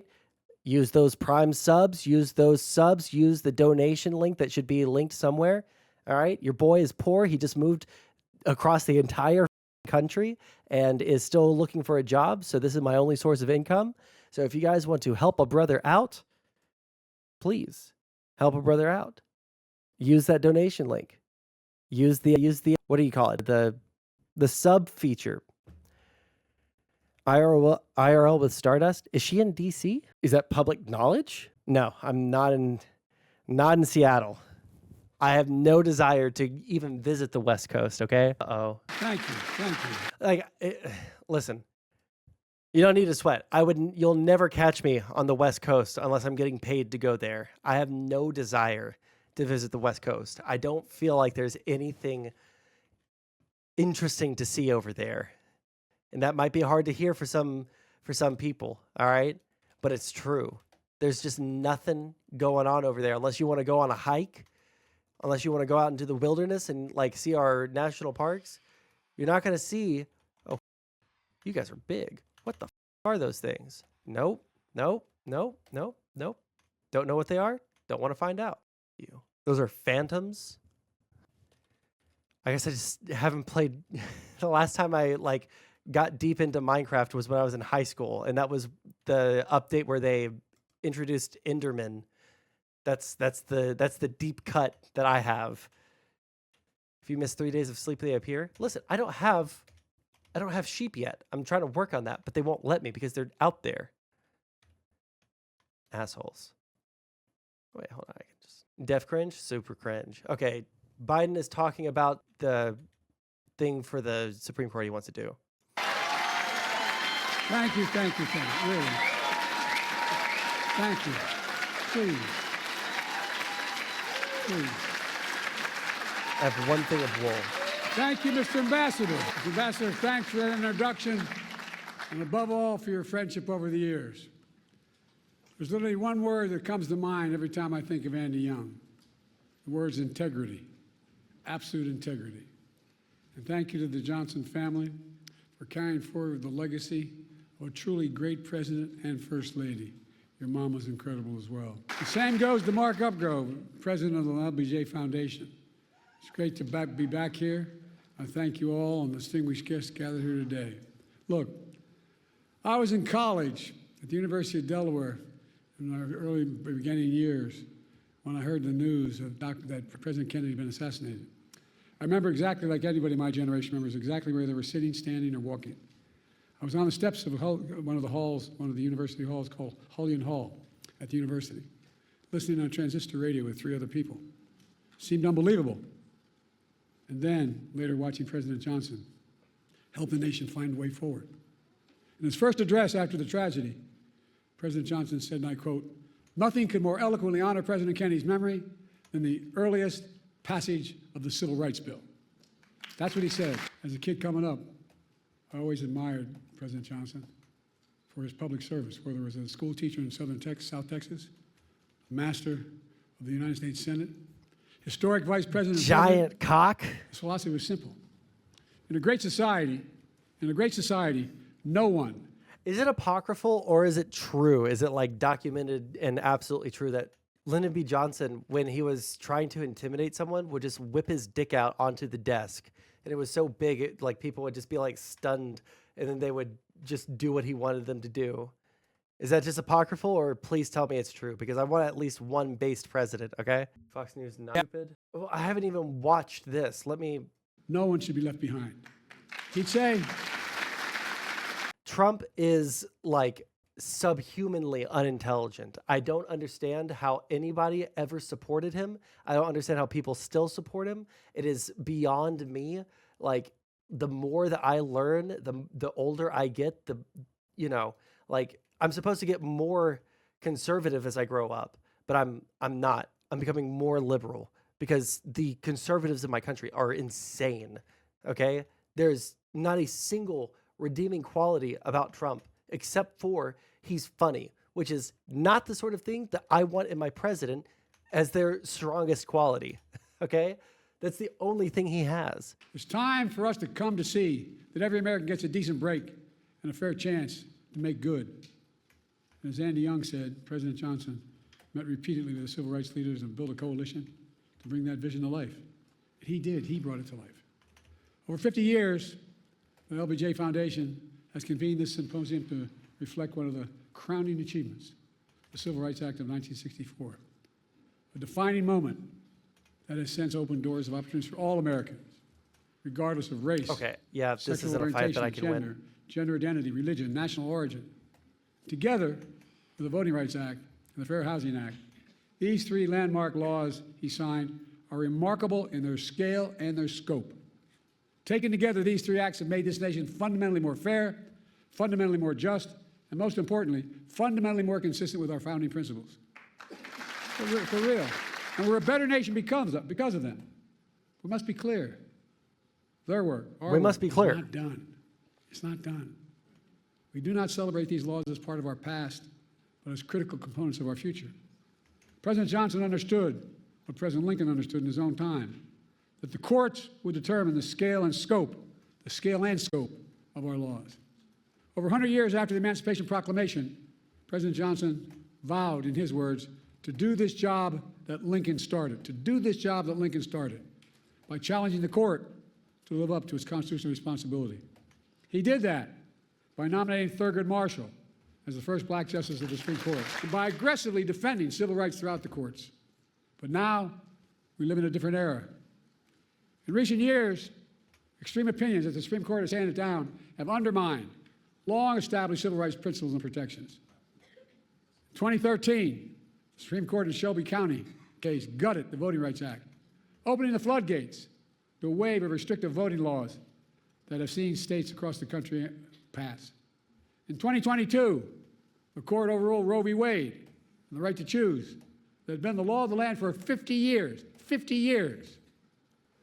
One thing that concerns me, like, I think that a lot of liberals, and to be clear, I in some ways agree with them on the idea that there's obviously like something going on with the Supreme Court. There's some afoot, okay, with the Supreme Court. But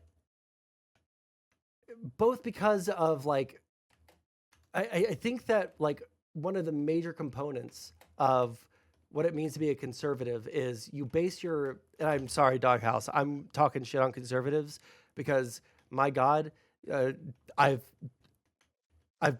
I've become a radicalized liberal, okay? But the conservatives in my country are wholly defined by what they hate. They are anti this, anti that, anti this, and there's very few things that they are pro, unless those things are directly like to own the libs. Nah, man. Well, I mean, the best case that I could give is like the family tradition type stuff that conservatives generally hold on to, that liberals generally don't give as much about. Like, it would be nice if conservatives would like have nice, good conversations, like maybe slow the reins on some of the like the extremer liberal policies that want to go through, but they're not that. They're the exact opposition. Whatever's the opposite, whatever will trigger the libs the most is what I get out of most conservatives right now. Kevin Barrett, well, yeah, I was going to get to like the specific criticisms that I have. The specific criticisms that I have is there seems to be like some actual like extremists on the Supreme Court that are ideologically captured by Trump. I don't think it's all of the conservative justices, but I think that there are at least 2, maybe 3 that are. I don't think I would have said that about, oh shit, I see his face. What's his name? Roberts. There's a valid argument that Alito and Thomas are partisan. Yeah, I think that those are the 2 that I was thinking of. And then Roberts, I would say, after reading his majority opinion for the immunity case, that man, in his majority opinion that he wrote, fucked the executive branch.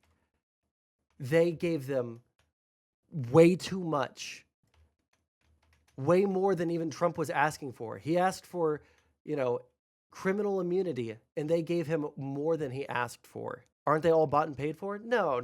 I don't think that. I was like pleasantly surprised that Amy Coney Barrett wasn't as extreme as we thought she was going to be. That was pleasantly surprising.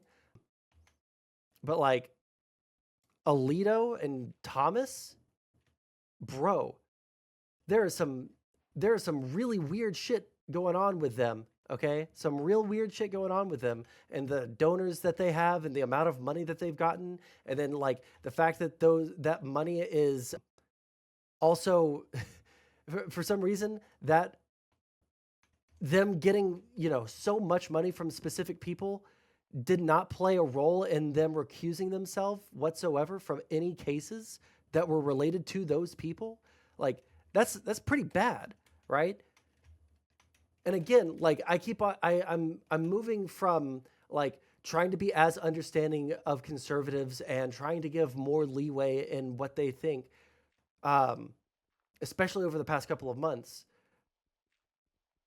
I've gotten way more against it because it's so blatant. They've been, no, absolutely not. They have placated they've like pushed back every single thing so that they didn't have to make a decision, or they gave Trump something way more than he was asking for every single time. Which Supreme Court do you think we're talking about? You think we're talking about the Supreme Court of 4 years ago? Do you think that we're talking about like, oh, in 2017, well, they did this thing, and yeah, they did that after they overturned it. They overturned Roe, which is probably like the least egregious thing in terms of like the incredibly large cases that they've taken on in the past couple of months. The mifepristone ban, that wasn't held up because of the merits of the case. They said that they didn't have standing, but they were willing to hear it if there was anyone that had standing. No, this is a very, very extremely highly partisan right-wing court. I'm sorry. It is really hard to make a case against that. And I don't know if you're on the train that the immunity case ruling wasn't that bad, but it was that bad. They were overly broad where they should have been incredibly narrow, and they were incredibly narrow on the parts where, oh my God, why the f are you giving him immunity for that? They were incredibly narrow on the sorts of things that Trump, or I'm sorry, not just Trump, a president could be in trouble for, but the narrowness is anything that the president could do. And if it's something that the president could do, you have to prove that it couldn't interfere with any part of the president's duties. Otherwise, they're totally immune from it.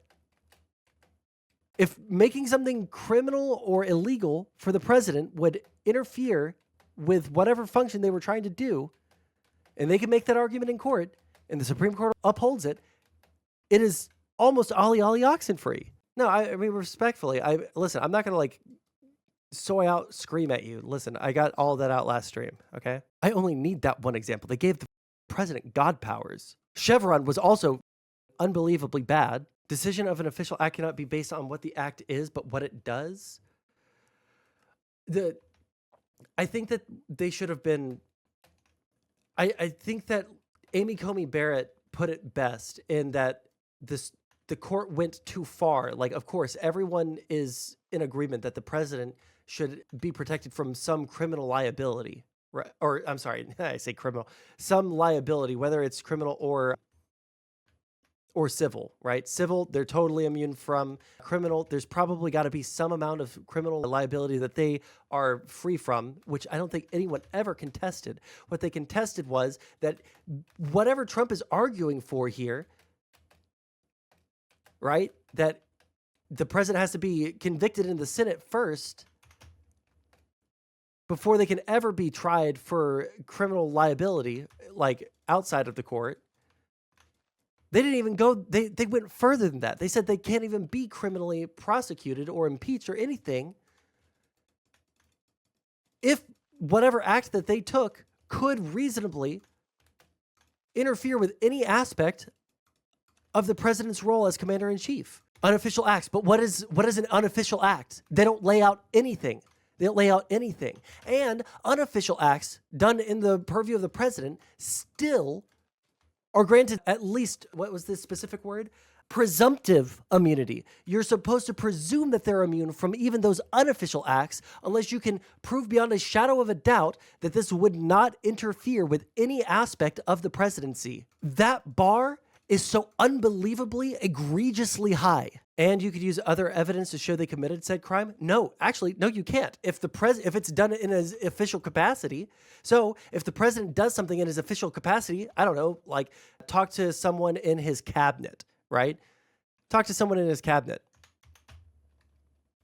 That's an official act. And all of that is automatically immune. You also are not able to request the evidence of them doing anything there. Yes, you could sell pardons endlessly. Yes, you could. They also refused, for some reason, to push back on the claim that Trump's legal team made that a president could use SEAL Team 6 to assassinate their political opponent.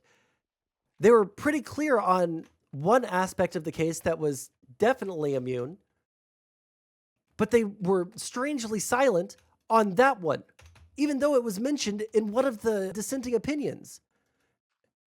And they responded to the dissenting opinions. So they knew that that was up for, interpretation, and they didn't interpret it. They left that open. No, only in the dissent, Doghouse, did they refer to that. And I'll put money down on that. Only in the dissent did they address whether or not it would be illegal for the president to assassinate his political opponent, meaning any armed force order is an official act. Yes. X rocks fist. You actually read it. I can't believe it. You've read the case. The following year, the same court eviscerated affirmative action, which had been upheld and reaffirmed for nearly 50 years as well. Oh yeah, affirmative action. And now, although there's good arguments against that called compared Project to this. 2025. Well, by the way, they're serious, man. They're planning another onslaught attacking civil rights in America. For example, Project 2025 calls aggressively attacking diversity, equity, and inclusion across all aspects of American life. Can I call you back in just a minute? This extreme MAGA movement even proposes to end birthright citizenship. That's how far they've come. End birthright citizenship, which if you're born in America, you're an American citizen. I can't listen to Biden and you at the same time. 1 second. This issue and so many other civil rights that Americans take for granted. How's it going? Hey, jump in chat. Say something. Oh, shit, you're in a band now. I might have forgotten. It's been a very busy couple of months. Huh? Let me call you later, and I'll tell you all about it, because it's kind of a huge, crazy, horrible story. All right. Catch you later. I promise you, I will. Bye-bye. Friend of the stream, Sam the Human, calling because he saw that I was unbanned. Cool. Sorry, I have to go back because I thought that was going to be a much quicker call. All across all aspects of American life. Called Project 2025. Well, by the way, they're serious, man. They're planning another onslaught attacking civil rights in America. For example, Project 2025 calls aggressively attacking diversity, equity, and inclusion across all aspects of American life. This extreme MAGA movement even proposes to end birthright citizenship. That's how far they've come.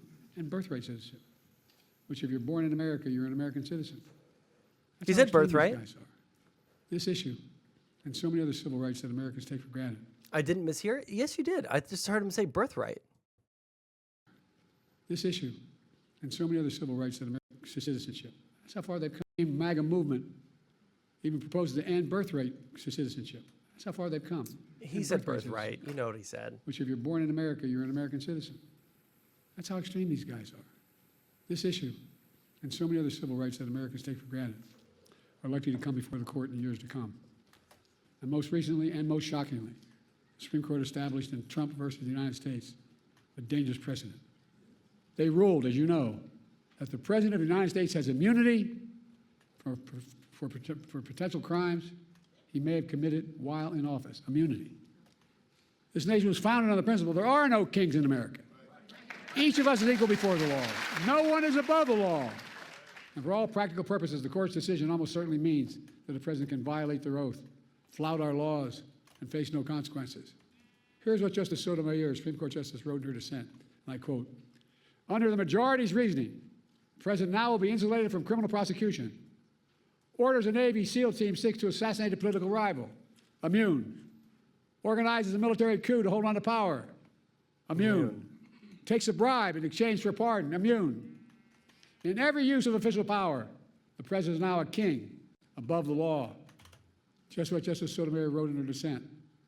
Folks, just imagine what a president could do in trampling civil rights and liberties given such immunity. The court's being used to weaponize an extreme and unchecked agenda.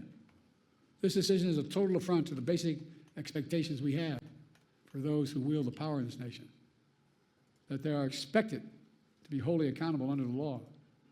The president is no longer constrained by the law, and only limits on abuse of power will be self-imposed by the president alone. That's a fundamentally flawed view and a fundamentally flawed principle, a dangerous principle. On top of its extreme decisions, the court is mired in a crisis of ethics. These scandals involving the justices have caused public opinion to question the court's fairness and independence that are essential to faithfully carrying out its mission of equal justice under the law. For example, there are documented reports of a decades-long effort to reshape the judiciary, including the Supreme Court backed by shadow special interests that also support Project 2025. Undisclosed gift to justice is worth hundreds of thousands of dollars from wealthy benefactors who have interest before the very court they're contributing to. Conflicts of interest from those connected to January 6th insurrectionists. And a blatant attack on nominating and confirming justices of the court itself. Do y'all remember when Justice Scalia died in February of 2016? And the Republicans blocked the president's nomination, President Obama's nomination, to fill that vacancy for nearly a year by making up an entirely new standard that there be no confirmations of the court during an election year. But then, when Justice Ginsburg died in 2020, Republicans rushed through the President Trump's nominee at the very same time votes are being cast in an election that Trump would lose. It's outrageous. I know I don't look it, but I serve. Do y'all remember the Lindsey Graham clip where he's like, and listen, if you think that I'm being unprincipled here, then look, if it happens again next election cycle, then you can call me a hypocrite. But this is the standard that we're setting out today. It's like, bro, you set yourself up so hard for that. You did that to yourself. My God. Because he was sitting there defending it. He's like, yep, I am a hypocrite. And I'll do it again. It's just like total scumbag behavior. In the Senate for 36 years, including as chairman and ranking member of the Judiciary Committee. I've been told that I've overseen more Supreme Court nominations as senator, vice president, and president than anyone in history, anyone alive today, I should say. I have great respect for our institutions and the separation of powers laid out in our Constitution. But what's happening now is not consistent with that doctrine of separation of powers. Extremism is undermining the public confidence in the court's decisions. As soon as I came to office, I convened a bipartisan presidential commission on the Supreme Court of the United States, comprised of leading constitutional scholars, both liberal and conservative, to provide recommendations on potential reforms to the court. I've been careful in these deliberations because these are serious decisions. In the face of increasing threats to American democratic institutions, why is that the only one that's... I use the commission's analysis. And today I'm calling for 3 bold reforms to restore trust and accountability to the court and our democracy. As the press shouted to me as I got off Air Force One, the Republican Speaker of the House said, whatever he proposes is dead on arrival. Well, I think his thinking is dead on arrival. Giga Chad. First, Giga Chad Biden. I'm calling for a constitutional amendment called No One is Above the Law Amendment. It holds, and I mean this sincerely, it holds that there's no immunity for crimes former president committed while in office. I share our founders' belief the president must answer to the law. The president is accountable in the exercise of the great power of the presidency. We're a nation of laws, not kings and dictators. The decision can be boiled down to the title of one case, Trump versus the United States. The court asserted it was making a ruling for the ages. That isn't true. The court made a ruling for one, a former president. No other president in our history has asked for this kind of immunity for criminal actions. And no president, no former president, not me, not one, has and should have been given any exception to this with such immunity. The second thing I'm asking for, we've had term limits for presidents of the United States for nearly 75 years after the Truman administration. And I believe we should have term limits for Supreme Court justices of the United States as well. In fact, the United States is the only major constitutional democracy that gives lifetime seats in their high court. Term limits would help ensure that the court membership changes with some regularity. Also, like, the Supreme Court has been so unbelievably politicized to a degree that it shouldn't be. But like, you can see the way that people, depending on what side they're on and what the leaning of the court is, will either love it and support it to their dying breath, or they will hate it and they will say that is the worst thing that has ever befallen the United States, and we need term limits now. Like, it wasn't it during Trump's presidency where we had conversations. Now, I know this. We had conversations when I first started streaming where everyone was in agreement that Supreme Court justices probably should have term limits. But that's all gone now. All that solidarity is gone because conservatives are winning. It shouldn't be politicized. Yes, that is one thing that I will 100% never change my mind on. It should never have been politicized. And I don't know how we have an institution like that that isn't politicized, but I guess we can try to mitigate damage as best as we can. I think that's the best that we can do, unfortunately. I might just like restart a base down here. I think that might be like the move. Yeah, Xanderhal, I agree. That would be make timing for the court's nomination more predictable and less arbitrary. And ironically, it was during Kavanaugh and Barrett's nomination hearings. Well, to be fair, given all of the other things that happened under Donald Trump's presidency, and given the fact that they did accomplish like one of the things that he said that he wanted to do, it's the one thing that he's trying to like kind of hold on to, but also is kind of trying to walk back, is the, what do you call it? The overturning of Roe v. Wade, which is, again, like a big deal. And again, it's one of those things that I just don't understand why there is the level of like radicalism on both sides on this one for abortion. I don't get that. I don't understand how people became so like this is their one political fight that they must, have. But let me plant the last of these trees. There we go. That speaks volumes. No, I've literally like laid out like at least 3 during while we've been talking about this. I don't know what you're talking about if that's the only thing that I've got.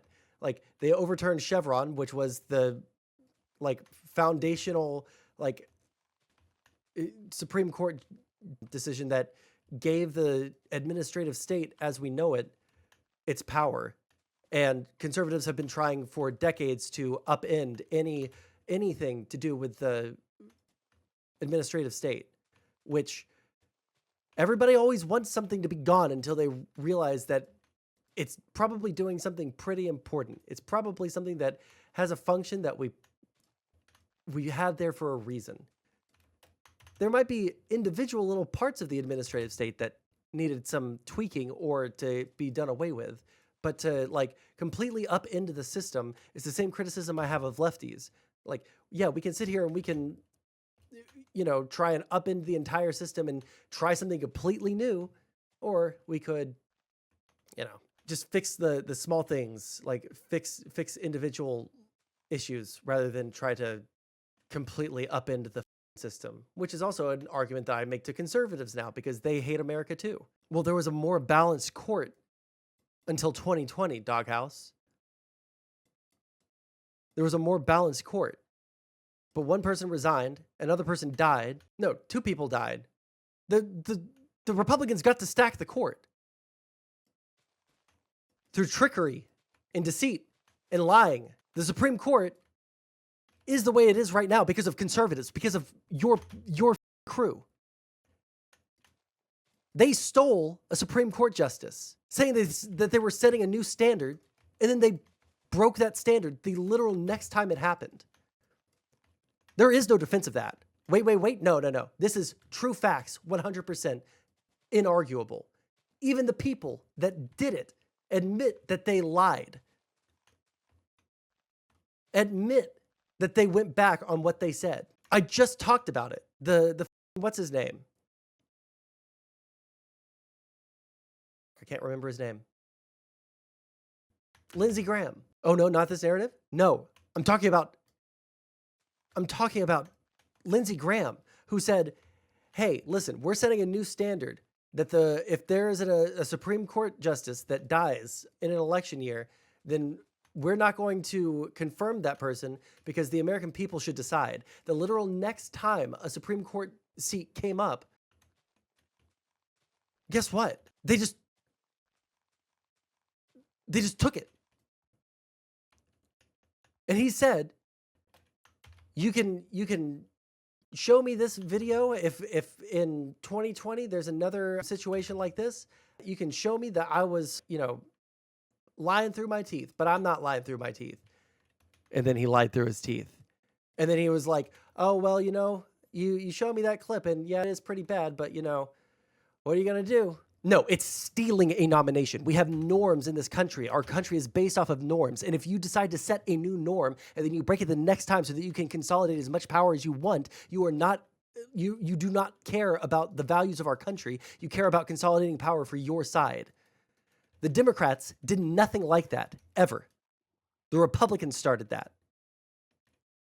And Republicans that are like at least decently smart like yourself should like contend with that. You should have something besides, yeah, politicians lie sometimes, Lamau.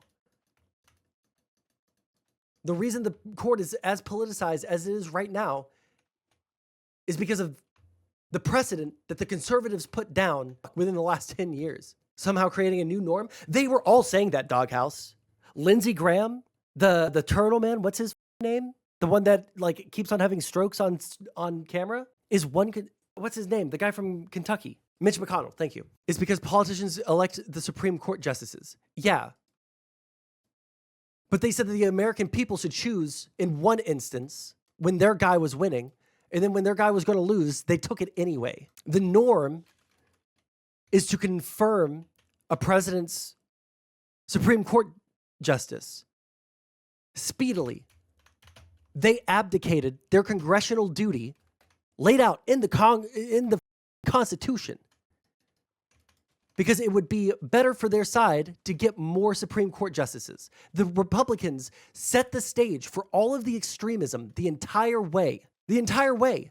They set the stage, and then they cry with their crocodile tears when Democrats even suggest doing something to like balance it out. Okay, we're safe in here. The process is 1 second. Oh, it just shot me all the way to the top. The process is politicized, but I am strongly of the opinion that the justices in and of themselves are not political operatives. They shouldn't be, but right now there are at least 2, perhaps 3 that are. And the conservative justices aren't going to go against the other conservative justices because they already have those ideas in the first place. Like, yeah, they want to get rid of Roe v. Wade, which is like a pretty normal thing. But then they want to like go through and give the president God powers. They want to go through like you can say that they're not political operatives, but they are because there's a reason why it was such a big deal. You want to talk about politicians lying? It is on the Republicans this time, okay?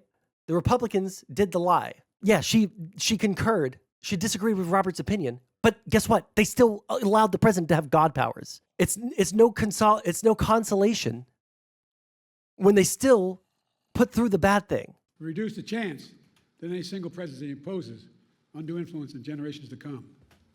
The bipartisan commission I convened. Congress can pass laws. Yes, Congress can pass laws. What the is your point? What do you think of them striking down Trump's bump stock ban?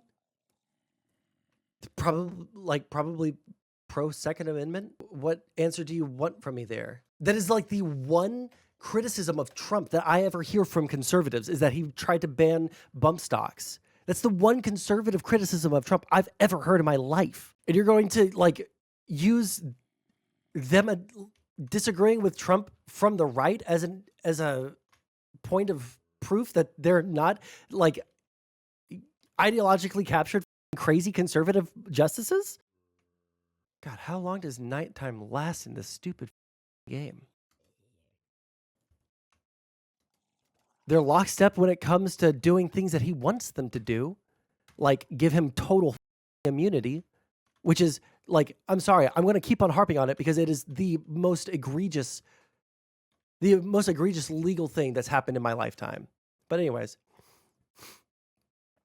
they need to stop relying on legal precedent and actually make laws. Well, you know what? They definitely do try to do that. But Republicans, at least in my lifetime, as long as I've been paying attention to politics since I was in 6th grade, it has been the Republicans who said we're going to obstruct because we have a black man in office.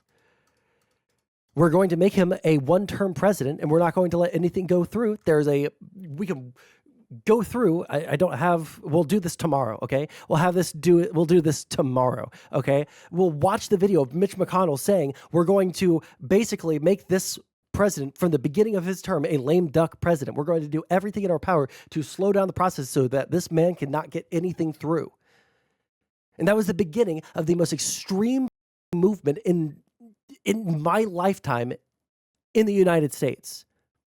It started with them, and then it became the Tea Party, and then it became MAGA, and now we have people that are openly calling for second civil war because they're not getting their way, where they can, forcibly like impose their very hyper-specific morality onto literally everyone so that they can have a dictator because they don't like the fact that Trump didn't get to do literally everything that he wanted to do because he wasn't enough of a good president, enough of a good politician to go in there and actually work with both sides of the aisle to get any legislation through. So all he did was increase taxes on the middle class and lower taxes on the rich, which is actually what happened with that tax cut. I know it, like in the very short term, it marginally helped poor people with their taxes, marginally, but massively cut taxes from the rich, incredibly, like egregiously deficit spent, while everyone like, whoa, look at Donald Trump is the new conservative, like Jesus, and we're going to like paint pictures of him as Jesus getting crucified by Nancy Pelosi, like actual paintings that sold for $100,000. And they want to say that like the liberals and the gay people in the Olympics are the ones making a mockery of Christianity. Give me a break. Conservatives in my country are actually the most subhuman, unbelievable, like crazy people, cult members I've ever seen in my entire life. And I've watched plenty of documentaries on cults, all right? It is one-to-one. The way that the people in Jonestown that all sat together, took their Kool-Aid and died together, the way that the people in, what was it, Heaven's Gate all died together. Like, this is the exact same thing that we will see with Donald Trump's people if it gets bad enough for them. Like, they will either try to overthrow the government again, or they will all collectively commit suicide because it is easier to commit suicide than reckon with the fact that they have followed an actual chimpanzee, knuckle-dragging troglodyte into the White House. Analyze various term limit structures. Based on their report, I believe the best structure is the 18-year term limit. That would help ensure the country would not have what it has now. An extreme court that's proud of an attack on a confirmation process that's been weaponized by those seeking to carry out an extreme agenda for decades to come. By the way, these guys mean it. These guys mean it. Project 2025 is real. They mean it. Third, I'm calling for a binding code of conduct for the Supreme Court. That should be bipartisan. That should be bipartisan. I don't want to hear any conservative come out against that. That would be insane to say that we shouldn't have a codified, binding code of ethics for the people who set the rules for what the rules can be. Still talking shit? Do I know you, Gizmo the Fisherman? Supreme Court's current ethics code is weak and even more frightening, voluntary. Any code of Congress must be enforceable. Under the reform I propose, justice would be required to disclose gifts, refrain from public political activity, recuse themselves in cases in which they or their spouses have a financial or other conflict of interest. Most people don't realize that Congress passed a law decades ago that says all federal judges, including Supreme Court justices, have to recuse themselves in such cases. But the current justices insist on enforcing that requirement themselves without any public oversight or compulsion. See, that's their decision. They don't have to tell us how they made it. In a good way? That might work if the court was actually enforcing those requirements, but they are not. The court is not self-policing. The court is not dealing with the obvious conflicts of interest. We need a mandatory code of ethics for the Supreme Court, and we need it now. My fellow Americans, based on all my experience, I'm certain we need these reforms. We need these reforms to restore trust in the courts, preserve the system of checks and balances that are vital to our democracy. There are also common sense reforms that a vast majority of the American people support, as well as leading constitutional law scholars, progressives, and conservatives. I look forward to working with the Congress to implement these necessary reforms. A number of members of Congress are here today. Let me close with this. President Johnson signed the Civil Rights Act of 1964 just 2 days before the 4th of July. There is already a process in place for ethical violations, impeachment. Okay, so we should just never change anything. Everything that the conservatives, like the conservative court, going against like the basic principle of the court, which is like upholding and like maintaining stability and not like, you know, going over and like crazily upending every single, you know, decision that the previous courts have made because you personally disagree with them, like not having any consistency in the rule of law. Like, yeah, no, I guess like all that's totally fine. We shouldn't like look into this whatsoever. Yeah, we like the impeachment meme is like if one side of the aisle has in it 51% of the, like, or just one seat more than the other side, and they also want to keep the Supreme Court in office, then they can do that. And also, I'm pretty sure something about the ethics code with the Supreme Court justices is they have to, they like self-impose those ethics. And there's an incredibly high, extremely high bar to even prove anything with a Supreme Court justice. So I'm not sure if impeachment even is the right answer. Conservatives, again, one thing that I used to talk about with conservatives, and something that we could agree on, is that there should be term limits for Congress, for the Supreme Court, for, I mean, the president has it. Why doesn't everybody else? And everyone seemed to agree on that until the Supreme Court started overturning literally decades and decades and decades of precedent. And then all of a sudden the conservatives are like, oh, well, as long as they're doing something that I like, it's totally fine. I don't see how term limits and ethical guidelines are going to upend anything that I want to see. If that upends something that I want, then obviously I wanted the wrong thing.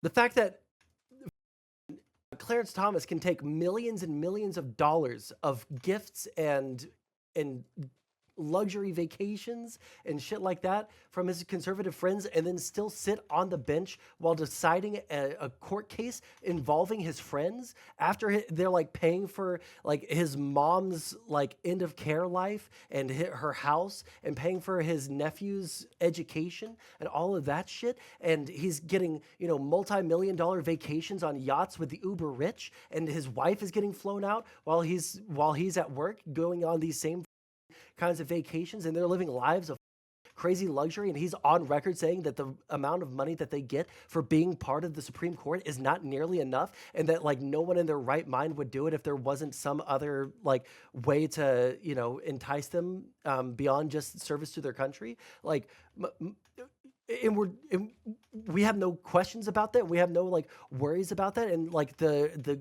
unless we go through a full-on impeachment, there's no way to check that power. What should be the remedy for Thomas? I think that when people talk about removing a Supreme Court justice, I think people go too far, because I don't know if Alito has taken those same kinds of gifts. I think that he's ideologically captured. I think that he's like a madman, but I don't think that he's done anything like as outrageous and out in the open as Clarence Thomas. Clarence Thomas probably should be removed from the judiciary. And I would say that if it was literally anyone on the left as well, that Democratic senator who took all those like gold bars and favors from Egypt, I was glad that they got him for corruption. I'm glad that they got him for corruption. They should have gotten him for corruption, and they did. They went after him. But for some reason, now we're talking about a Supreme Court justice doing essentially the same thing, but just domestically. And we have to just be like, oh, well, what do you want to do? Like, just like go and impeach him. There should be criminal liability, I think, for something as important as the Supreme Court of the United States, the people that set the rules for what the rules can even be.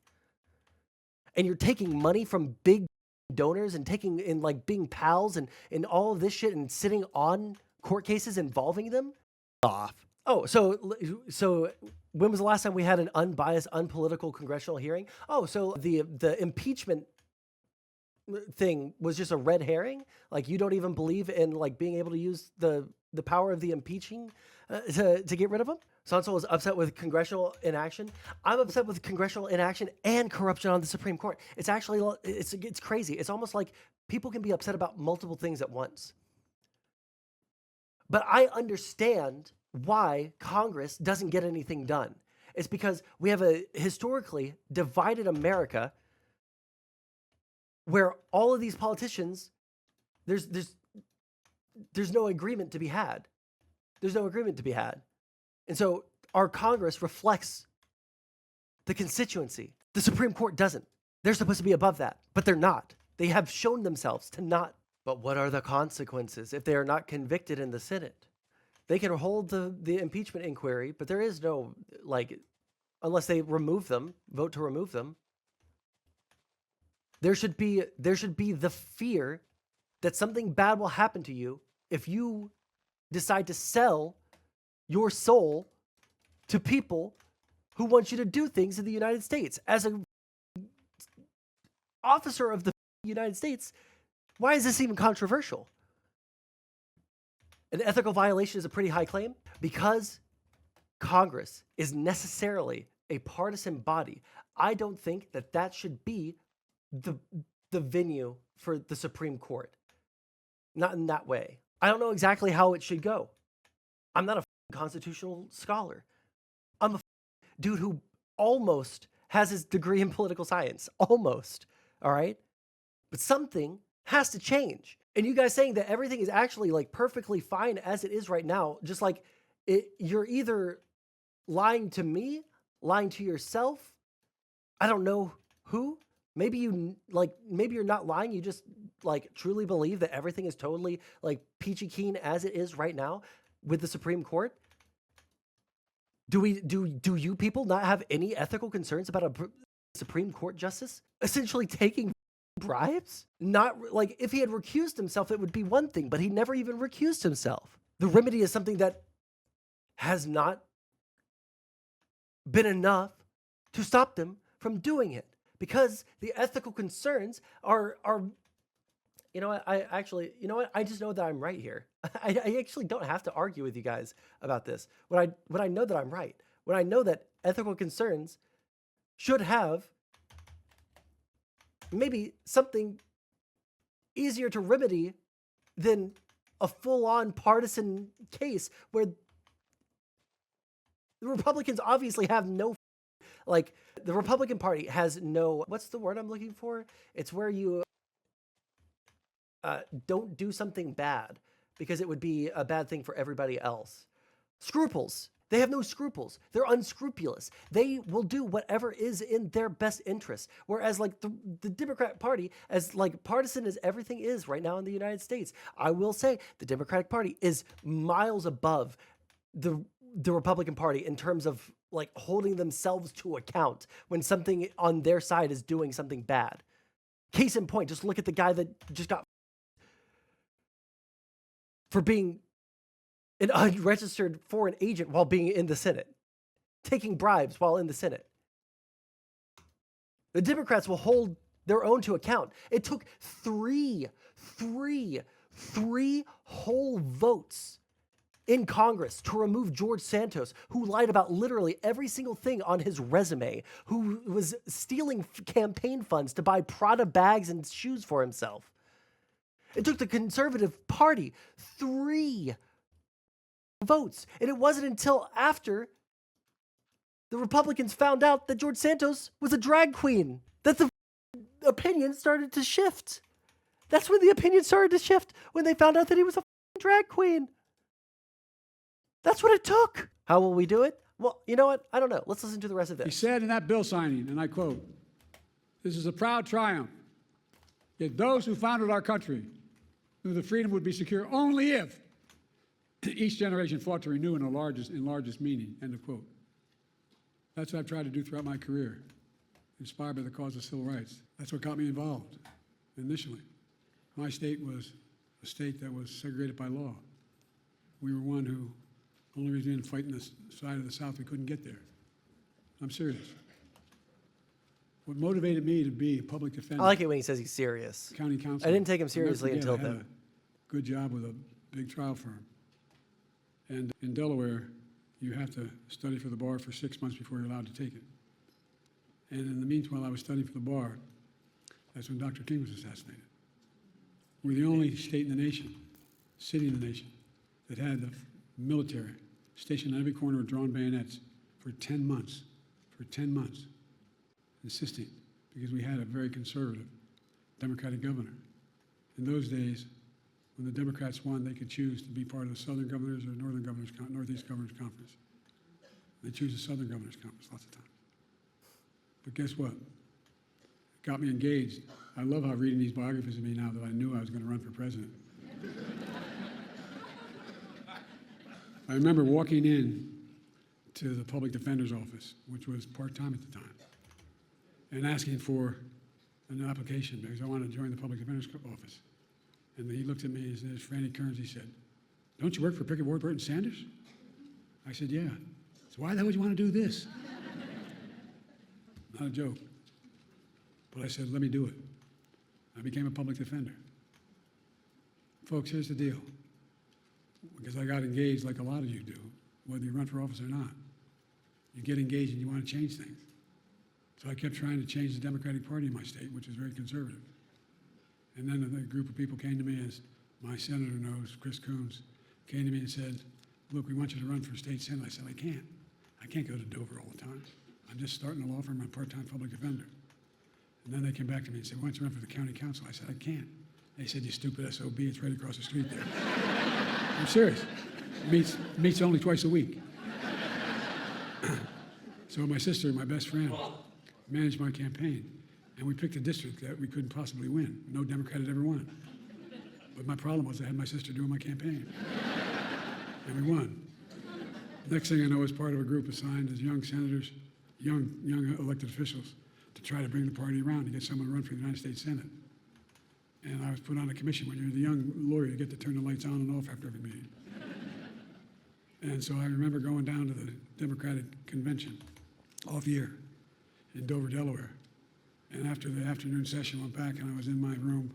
There's a nice motel you just drive up to, get out, walk in your door there. And you know, an 8x10 bathroom, a shower, and a stall. And I had my towel around me and a shaving cream on my face, and I went bam, bam, bam at my door. And I thought it was the guys that came down with. The guy was had a talk show named Bob Cunningham, was a big civil rights guy, and two others. So I thought it was him. I walked open the door. There was a former governor, former Supreme Court justice, swear to God, the state chairman, and the former congressman. And they said, "We just had dinner." I said, "I'm sorry, gentlemen." I walked in, I ran to the bathroom, shake the shave grip, thinking I could put something on there, with nothing there. I walked back out with a towel. I'm standing against a nail, a desk nail to the wall, and they're on the beds that are nailed to the headboards are nailed to the wall. Four of them sitting across. I said, "Joe, we were thinking you should run for the United States Senate." I said, "Gentlemen, you serious?" And they went on and made their case. I hope all of you had a professor who's enlightened his mind. I had one professor named Dr. Ingersoll, my political philosophy professor, at the University of Delaware, which is between Dover and where I was going home. So I called him, I could stop by and see him. And I said, "What do you think I should do?" He said, "Joe, remember what Plato said." I'm thinking, what the hell did Plato say? Seriously. Plato said, "The penalty good people pay for not being involved in politics is being governed by people worse than themselves." I almost spoke to my deceased. The judicial, yeah, but it's like optional because they have this final say in whether they need to recuse themselves or not. Yeah, everything is pointless to you little bits. All right, now let's see here. I think I'm done for today. Let's see who's live. I forgot. We get to raid now. We get to raid. Who do we raid? I like how this is our first day back. We've crashed like 12 times, and we still have more viewers than all the haters. All of the people that still hate me. Wick? Okay, we'll raid into Wick.